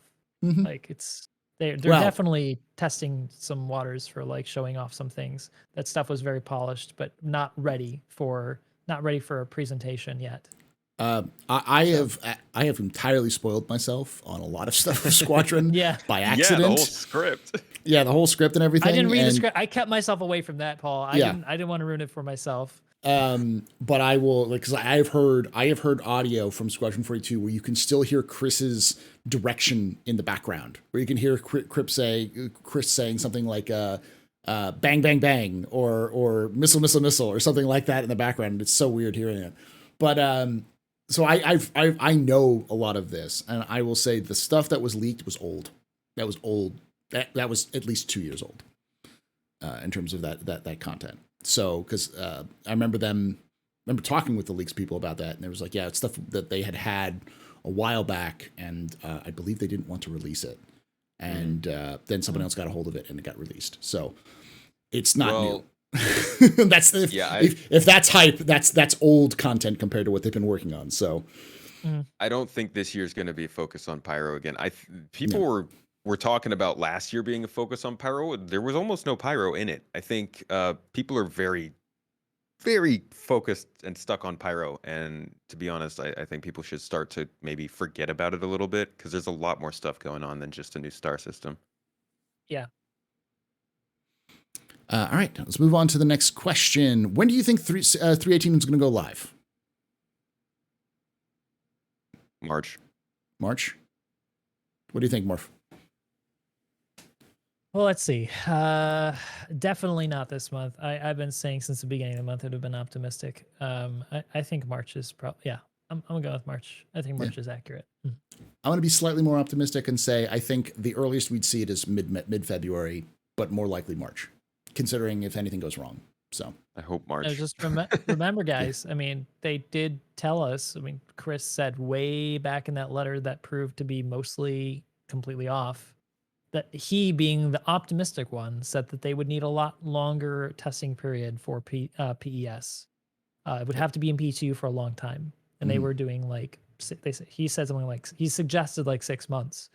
So does that mean that we're going to be, it could be longer. Who knows? I based off of how bad and good 318 is right now, it really depends on when they hit live. The wave open PTU for everybody. Once that wave hits, I think we're at least a month out of testing before that goes to live. I think that's my indicator, at least, is when that hits. But all right, let's move on to the next question. Chaos Squall. Multiple times last year when salvage was mentioned, they spoke about being able to craft our own ballistic ammo with salvaged metal. But we haven't heard about it since, nor have we seen it in 318.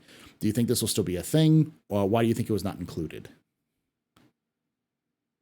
I was actually asking for a source on that because I didn't remember them saying that, but that doesn't sound like something I'd expect them to do in the first version. I would assume this would be something that's more akin to crafting when they start working on that, and they probably were just saying that, like, when you salvage metals, we may allow it to be used in like ammunition. But even then, it seems like it would be weird to make ammunition out of scrap metal. Is that a thing? I'm not a space person, so there could be exotic materials in there that they could, make something out of.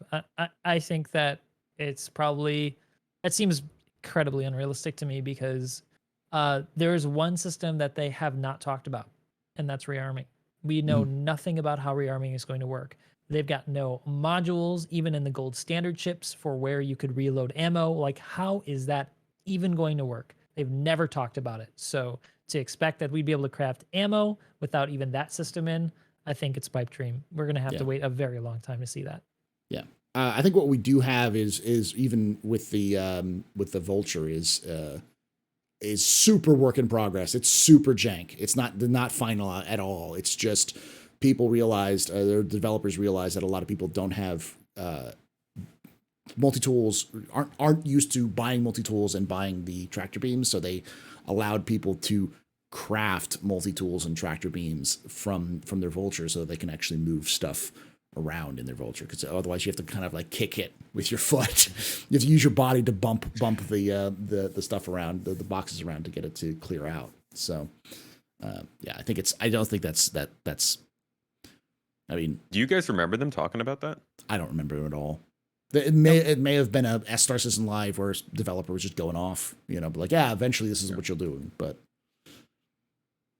and may have also been a mention of like, when we first do crafting, this is what we're going to look at. But as Morph said, we don't even have ammo types. We don't have how to rearm properly. None of those. Like things the modules. exist. How are the physical ammo boxes reloaded? Yeah. Like, how you reload a ship in space. Yeah, it's gonna be. There is no space. They're not gonna be able to do that. They have to come up with something else. They need to add it to the gold standard, which they've not done yet. So I don't know how that's even gonna work.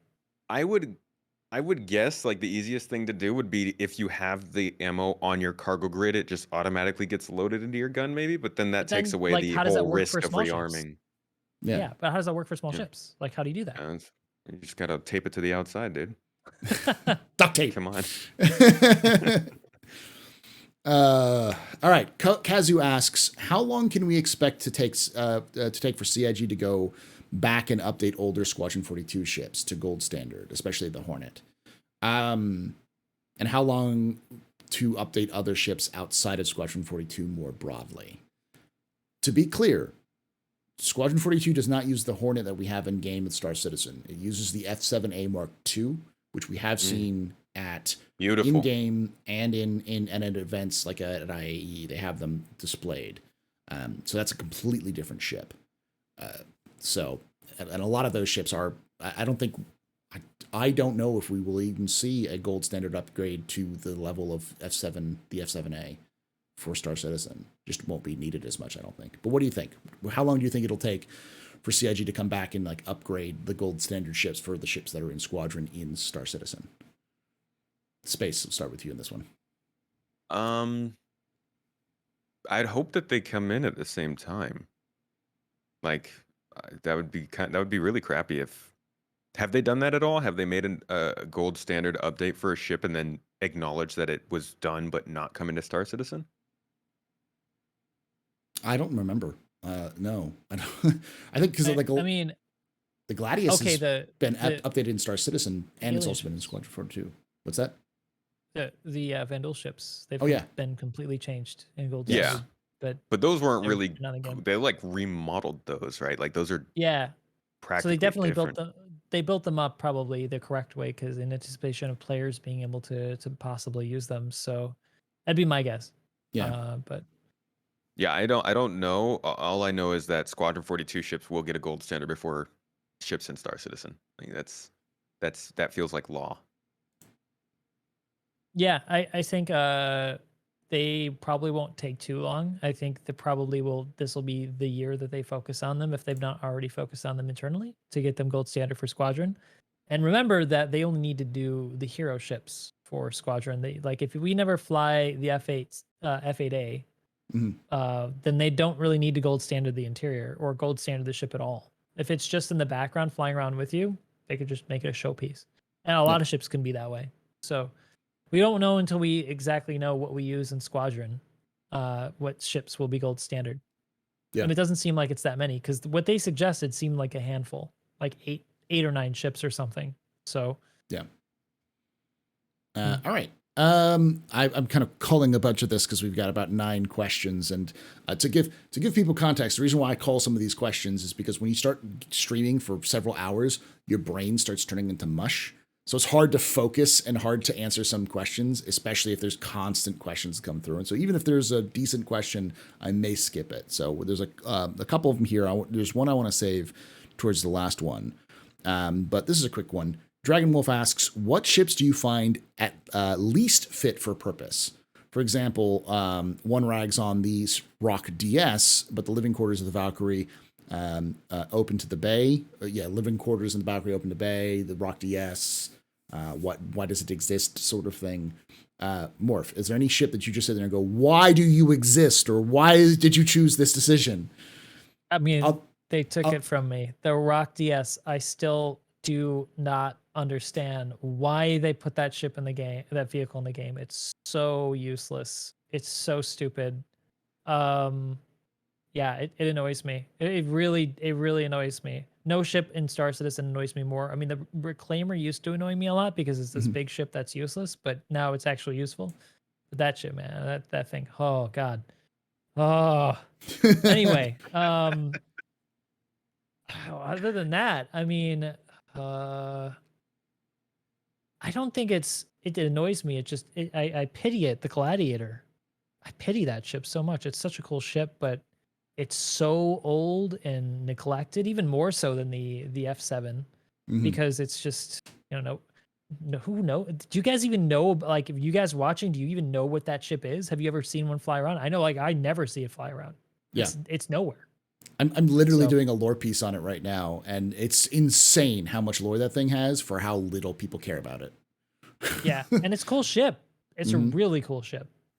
I wish they'd go back and they'd make it useful. I remember it was like 2018 or 2019.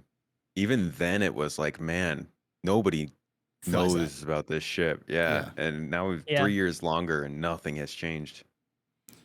SpaceTomato, what do you think? Is there any ships that you look at it and just go, why do you exist? What was the decision made? Not really. The Rock DS definitely comes to mind. There are ships that I'm frustrated about design wise. One that really comes back to me is the Terrapin. I love the Terrapin. I love the concept of what it is, but I do think it could really be a lot better ship for the amount of space that it has, for kind of like the specific abilities that it has. A lot of people who are familiar with my content know that I am die hard on getting a search and rescue Terrapin. I think that like that kind of stuff could be really cool for a ship like that. But honestly, I don't really have any ships other than like the Rock DS is kind of the Cutlass Steel. It's another one that I'm just kind of like, yes, the Cutlass why Steel. though? Yes. Listen, I love the Cutlass Steel because it's pointless. Oh God, it's so overpriced. Let's shove half the server in one ship with a single shield generator. That's just gonna go poof. That was a weird one. The Drake fan in me is like, this is the perfect example of Drake. This entire thing makes no sense. It is overpriced and it's garbage. So I love that it exists, but it's still garbage, and I understand why everyone hates it. It was a weird one for sure, and I'm not sure how that's gonna go. I feel like that ship could be like a Gladiator, and then nobody thinks about it ever again. Because they're gonna have it. They have to have another dropship, like another small dropship that's Valkyrie-ish sized. So I'm wondering if it'll end up outgunning the Cutlass Steel or how they'll fit it in. But other than that, not any ships that I'm like completely befuddled by now. I got one more. The Mantis. Oh yeah. I am like, it's an interceptor that can't intercept. It can't stay in the fight because it just dies right away. I mean, it's just, I know some people use it to some effect, like very, very niche group uses it for pirating, but it's so hard to use. The mechanics are so dumb. It was a cool idea that they just like, hey, we're just gonna move on. We're gonna do something else now. Yeah. I'm gonna say a controversial decision. But go ahead, SpaceTomato. Well, I was just to continue what Morph was saying. I kind of wondered if they shifted on the idea of interdiction after the Mantis came out. Like, would it have been better for interdiction modules to be a component rather than like a specific ship? I mean, yes. Yeah, I think so. That's the easy answer. Do you think they'll go in that direction? Because they haven't released anything since the Mantis. They haven't even talked about interdiction abilities in other ships. I think they should do what EVE Online did. Don't mess with something that works. If it works, it works. What EVE Online does is that they have specific bubble ships, specific tackle ships, but any ship can equip some tackle. So you can you can take people off guard and throw a bunch of webs on a Harpy and just like in a Nosferatu and have this infinite thing where you just keep sucking energy and keep webbing someone and they can't hit you. It's great and it's cool to have that variety. And I think they need to do something like that. Yeah. I'm going to be controversial and be the obvious one, because I actually talked a little bit about this in the past, previous week, which is the Redeemer. And the reason why I don't like the Redeemer is many reasons. But one of the biggest problems I have with it is that it was supposed to be a ground-facing gunship. And all of its design features are designed by committee because it was designed to win a contest. And as a result, there's little things like the fact that the pilots, you have to tip the entire ship forward to be able to get the pilot to be able to see where they're shooting at. But by doing so, you also limit your ability, like the bottom turret can't see the target they're facing and the top turret can. So you have to kind of constantly bounce your nose back and forth to hit a ground target. The way it's designed, like, why does it have to have a cargo bay? Why does it have to have sleeping quarters for a gunship? Like, there's a lot of design features where I look at it and I go, this could be cool, but it was designed to be really cool and appeal to win a contest back in 2016, 2017, and not designed to function in Star Citizen the way it exists today. Other than that, though, I will say the Valkyrie is my biggest kind of, like, because it's exposed to vacuum. There's no protection for the crew. So if you're sleeping, you're just dead unless you're wearing a suit, which doesn't make any sense. So maybe you don't sign up for combat then, losers. Be tough. But then why have sleeping? Like, why have sleeping quarters in a ship if it's not designed for some of us thrive in vacuum, okay? I pointed that out immediately when I saw that ship and did a review. I was like, this is so silly. Like, Yeah. the moment someone opens the door, everyone's gonna, like, when they've been talking about adding decompression effects forever. When that comes in, how is that gonna work? Is everyone just gonna die? Like, how does that work? Just gonna get sucked out of the bed. And you think about it, sucked out from the top and like through the, it's gonna be silly. And you think about it, they also thought about that because all of the crew compartments are sealed. They're double locked with two doors. So they thought about it with the soldiers, but not with the crew. Like, just could have added some cool windows. Like, why didn't they do that? And then the other thing I think that a lot of people will point out that kind of bothers me as well is the single entrance to almost every Crusader ship, especially the MSR. The fact that the MSR doesn't have some sort of airlock to get out of the ship other than through the back doesn't make any sense. It needs to have more entrances and exits. It's just like, I don't know what. And the funny part is that there is one lore piece that was written about the ship, which describes an airlock, which means that at one point it had an airlock in the design process, and then they removed it for some reason. It's like, why? Why was this removed? I've been pushing the design team, like, whenever I talk to the developers, like, hey, you guys need to add more exits.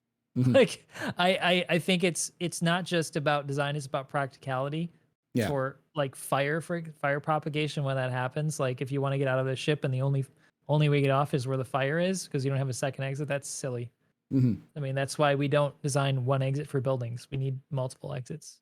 And for aircraft too. Like, everything has multiple exits. Even Drake has multiple exits, and they don't care about safety. Yeah, they don't. It's like their stuff is made of tinfoil and hopes. Yeah. All right. So we've got a couple of questions left. I'm going to rapid fire a couple of these. Number one, do you think we will see Star Citizen's mid specs that's on the main site increase? Do you think we'll see minimum spec increases in terms of requirements for running the game? Morph? No. No? SpaceTomato? Ever? Yeah, ever. Oh. Yes. Yes? Yeah. Yeah, I think so. Okay. Because it says right now SSD recommended. It says SSD. Maybe not. No. Maybe not? Because, I mean, what are they? So they, like, I think that they're going to have to do ray tracing at some point, and at that point, they're going to have to increase the specs. Like, in order for them to keep up with the industry is shifting towards ray tracing. They're not doing ray tracing. They're probably aware of this. So after Squadron 42, Episode 1, I think Episode 2, they're going to start trying to get ray tracing working in some form. Yeah. And also, like, 5 years from now, we can expect. I don't know if the minimum specs right now are 8 gigs of RAM or 16. I think it might be 8. I'm not 8 sure. gigs But of RAM. Yeah, so I don't think that's gonna. I don't think 8 is gonna be okay for much longer, Yeah. even with the optimizations they do. The question also references the 3 gigabyte GPU. Oh Oh yeah, that's no, definitely ancient at not. this point. Ancient. Yeah, I think they'll increase it, but I don't think they'll increase it much because I don't think they'll ever get rid of recommended SSD, because if it can run on a hard drive, on a regular hard drive, they'll say it can run, yeah. but it doesn't work. And I think that what CIG needs to do is set up a minimum requirement and a recommended requirements. I think that's what they should probably do. Minimum, this is what you need to get it to function, but it won't run well. This is the recommended requirements, even if it's high. Yeah. So. And that's what people miss a lot, because people will come in and ask, what do I need? What do I need to run this game? And people will often give them suggestions on what they need to get like 30 to 60 frames. And in Star Citizen, that's not the same as running the game. Yeah. I think Gin and Tonic, I don't think they have both. I think they have minimum, and then they have recommended inside the minimum, but I don't think it's a separate requirement, a separate like list. So I'd have to double check on that one. But next question comes from Chaos Squall. Will we see NPC ships drop loot when you blow them up? Because currently there's nothing when you're exploring a wreck. I've been Yes. told it's already a thing for some cargo hauler NPCs, that they'll drop some boxes. Yeah, A and I few, think not very many. it has been for a while, because like some of the ships, like the Caterpillars, have cargo in them, but they're not expected to. They weren't expected to fully have them yet. So, Yep. So, yeah, the telemetry isn't that though. The telemetry is some people saying that telemetry is recommended. That is based off of lots of data, but it's not always the case. Having a recommended specs is like, I think would be just basic specs when people would be looking at it. No. Oh, they do have recommended. They've been updated this though. So there's a support on there which was created 6 months ago, or updated 6 months ago, that says that has a recommended, which is GPU 4+ gigabytes of VRAM, DirectX 11.1, 16 gigabytes of DDR4 storage, 83 gigabytes of SSD. So yeah, they do have that. So they've updated this recently though. See, I would think that they would list 32 as recommended. Or I think recommend. Yeah, me too. I not think minimal. They should be honest with themselves. 32 gigs is recommended.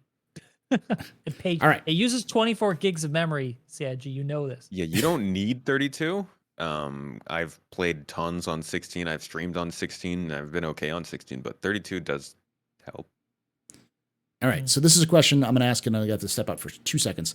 They'll start with you on this one, Space. Actor Status T2 is finishing up work sometime in 2023.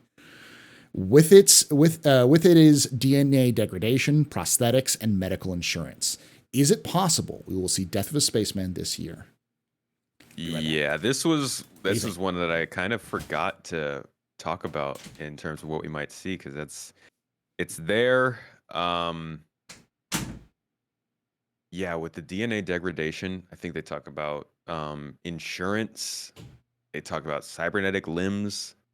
It sounds like a really big update, to be honest, to the actor feature team, the actor status stuff. They've shown off that they want to do cybernetics, but I would be surprised if we were actually getting to equip a cybernetic limb or learn more about our DNA degradation this year. I hope that we do, but I'm also kind of thinking like maybe they do actor status T2 stuff and then they test it with Squadron 42 for like 6 months, and then maybe we see it next year in Star Citizen. But just like that first 3.15 update where they started talking about Death of a Spaceman and, you know, the respawn mechanics and all that stuff, like is being said in chat, people are going to lose it when they start talking about, you know, insurance costs and all that kind of stuff. Yeah, I don't see. I mean, like, wait, Tomato's right. If that comes out, people are going to be really upset at this point. I think that they might roll out like a really basic version of it. I'm not sure what that could mean, but I just don't see it being fully online yet. It just is not.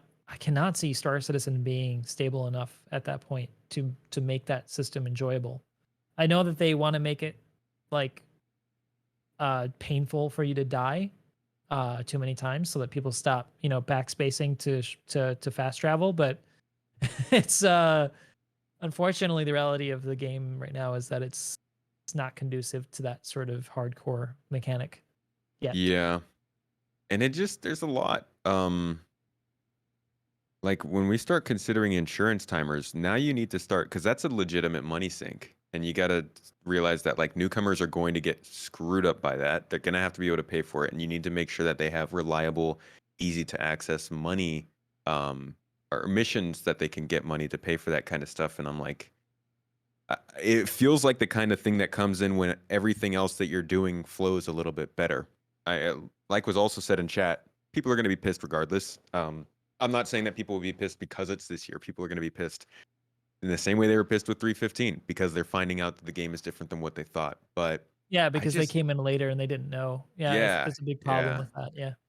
I think best case scenario, they finish up those features, what they want to do this year, but they continue to get tested in Squadron for a while. Because if you remember, the actor feature team, which was under Richard Tyrer, was the primary team that got transferred over to Squadron 42 to work there first. So whatever work is scheduled on the progress tracker is probably going there, and maybe we'll see it the following year. Yep. Paul? Paul, what do you think? Oh, okay. Good. Yeah, it's good to hear. Yeah, I totally agree with you, Paul. I agree. Such insight. Oh man, that's a revelation, dude. Jeez. There was a revelation. Jeez. Oh wait, can you guys not see him? He's right there. Honestly, cancel Paul. Saying these kinds of things right here on a live show with us in the room with him, such disrespect from such a man of formality and culture. Yes. Yeah, I think we need to cancel him now. Cancel me. I'm assuming we went through all the extra status system and everything. Yeah, we talked about mainly that like we kind of feel it'll have the same reaction 3.15 did. People are going to be pissed regardless of when it comes, but this year does seem a little bit less likely just because the game is just not quite in a place where that stuff can work fluidly. And then there's also the squadron polish stuff they want to do. All right. Okay, I got 4 more questions. This question comes from Chaos Squall, who asks, will we see another Squadron 42 vertical slice? We already answered that question, I think. You did? Yeah. Yeah, because it's the CitizenCon. Yeah. All right. That's the only time they would ever release it, by the way. Never any other time. Yeah, I don't think they release it any other time. That's such a huge marketing pull for them. Marsupial Mill asks, at this time, we are actually no. We'll leave that for last. Kazu asks, and this is one I wanted to save for later. The year for Star Citizen. What does this phrase even mean, really? What would that look like other than perhaps releasing Squadron 42, going to beta, or going full release? Morph, this is a question I think is directed at you. I will try to say this as concisely as possible because this could be a very long conversation. Yeah. When we look at the development of Star Citizen at the big scale and how many features are yet left to be developed, and we've said a number of things just in this podcast about what could happen just this year, and there's a lot of them. And the amount of stuff they have left to do, 35 years of backlog of shift development, look, little things are great like for us who follow closely, but they're not enough progress. I think a year for Star Citizen means a significant step forward in some way. Either that is a big step forward for tech, like server meshing, or like several new gameplay loops. The economy starting to function. Like those are big steps. I think that, and then what that leads into then is like it becoming more appealing to the wider community. I think that's ultimately the litmus test for it. Is it appealing to a wider audience? Does it become more appealing? That becomes a year for Star Citizen. Okay. The year of years, I think it would be its release, but a year for Star Citizen, I think would be a big step forward. That's like everybody knows about it. It's in the news. It's getting more people in development. Like money's spiking for them, whatever. SpaceTomato, what would be the year for Star Citizen, or a year for Star Citizen for you? Pretty similar to what Morph says. I think the point at which the game becomes casually acceptable or becomes regularly playable for a casual player. So there's no like off on button for that. I think there's no one feature that'll make that happen. I think it's something that we'll just kind of notice, something I think we've started to notice over the last year or so, maybe year and a half. I think everybody can agree that the game has become more easy to pick up, but there's still a little ways to go. You need a good amount of always populating missions. You need an easy to access interaction system. You need menus systems that aren't going to crash your game. And an easy way to jump into the game with friends. Like, it just needs to be casually playable. I think Morph put it the best way. Like, it just needs to be able to get casual acceptance. Because the year that happens will really break people's whole misconception of the idea that it's not a game and it's never going to be. Yeah. All right. Yeah, I'm gonna echo that, because it's one of the things I bring up a lot, because I'll hear people complain about Morph or Mike or any other people talking about Star Citizen. I'll bring it up on my stream when I hear it. I'm like, you don't understand that. Did you watch the video, A, that they talked about it? And A, and B, there's a different perspective on different things. Like Star Citizen being acceptable, not just from the wider audience, but also losing its reputation. Because right now, if you talk to somebody who knows about Star Citizen, there's probably a greater than 50-50 chance that someone thinks it's just a scam. Yeah, it's still like that, for sure. 100%. Always getting comments about this is like Star Citizen's a scam. And when that starts to change, when you get the No Man's Sky syndrome, where people like someone says, "Oh, No Man's Sky is such a scam," and then people are like, "Have you played it?" And then suddenly, like the community turns back away from being, the general gaming community turns back away from being Star Citizen is a scam to being Star Citizen is a game you need to try, or at least respects it as a game. Similar to what Cyberpunk has been going through recently, and yes. I think that's great. I think those are both great analogies. Exactly. It started for Star Citizen too. It started. I mean, it started, but it's not there yet. Yeah, and like personally for me, I think that will change around 4.0. I think Pyro is such a big deal that at least the mainstream will start reaching that critical tipping point of people going.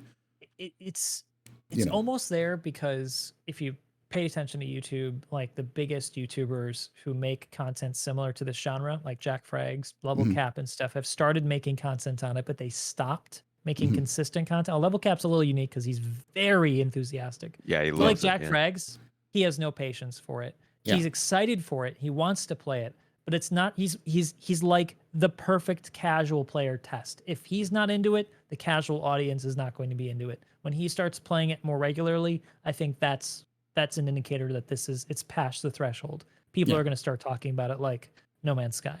Yeah. And I think you'll also see it with things like what I call what I've heard other people refer to as the middle class of content creation, which is people who are below Jack Frags, but not quite like unknowns. I mean, SpaceTomato, you mentioned a bunch of names from like DayZ, which you follow. Yeah, it's like Luke Stevens done a little bit on it. JV's done a little bit. Like you get guys who are in that sort of range of like anywhere from 500,000 to like 1.5 million subscribers that are able to really open the game up to a lot of people, but may not necessarily be like Jack Frags, like you're saying. Yeah. When Morphologis is one of tons of people in his level of content creators covering Star Citizen, that's when you'll start to see that change.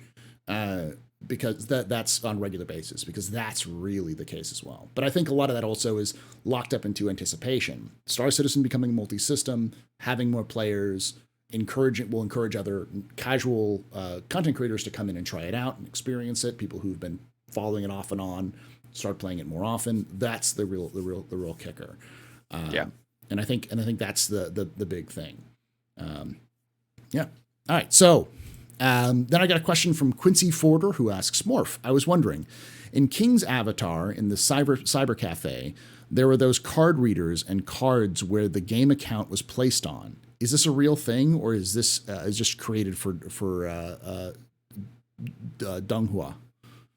Interesting. I've never seen King's Avatar, but I have been to Internet Cafe, and as far as I recall, it wasn't like the highest end one, but you just log on to an account, and you play on their account, or you can log on to your own account. There's no card.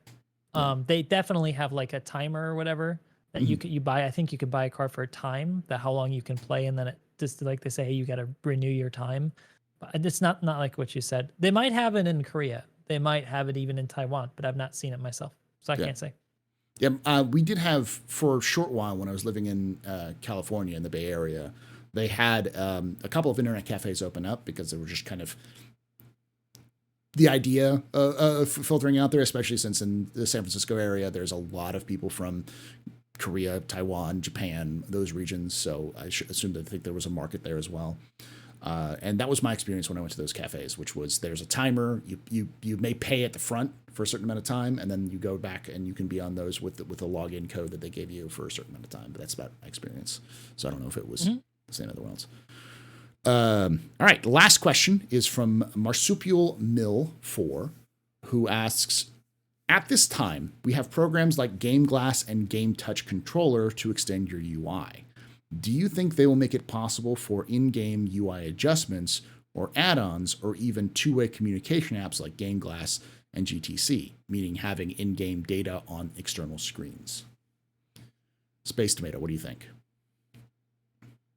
Like I think, well, what do you mean by in-game data? Like just control inputs or any effectively kind of data? new control inputs for stuff, so you can have any third-party peripheral thing built out, I think is the question, to extend your UI. So you can, maybe even see your radar on a third person, a third party Okay. app.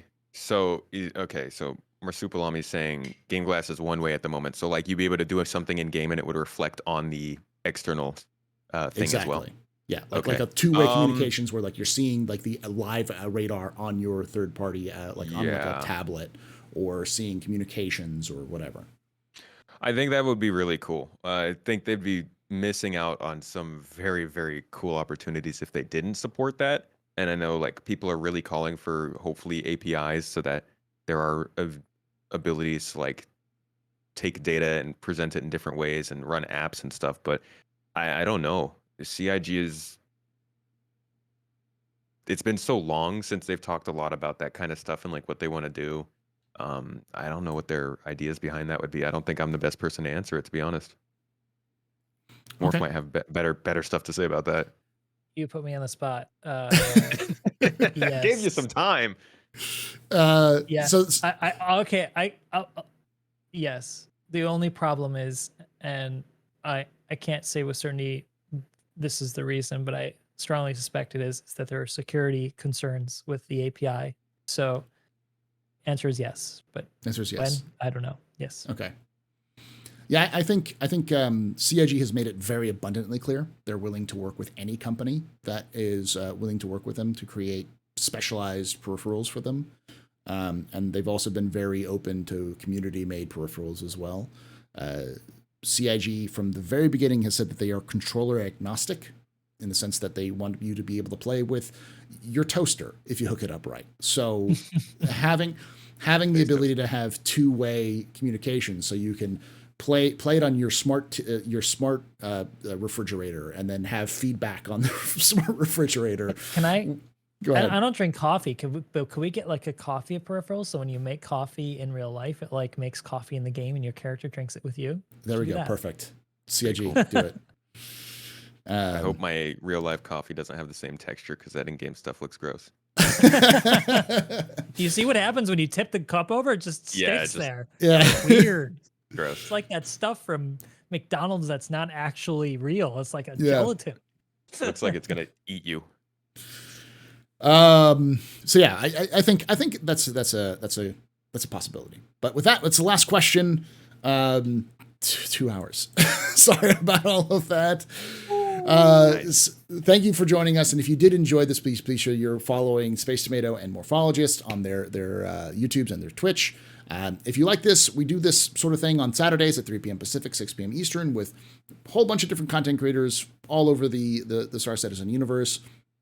So come back and join us. If you're watching this after the fact on YouTube, make sure you hit that subscribe button. Like if you enjoyed this, and dislike if you disliked it. Make sure you comment down below your own questions, your own comments on our questions. I'd love to hear your own thoughts and opinions on this. I know for sure I will read through it. And if you are watching this live on Twitch right now, make sure you hit that follow button so you know when we're going live. And with that being said, thank you again for SpaceTomato and Morphologis for coming in, and hope to see y'all someday in the black.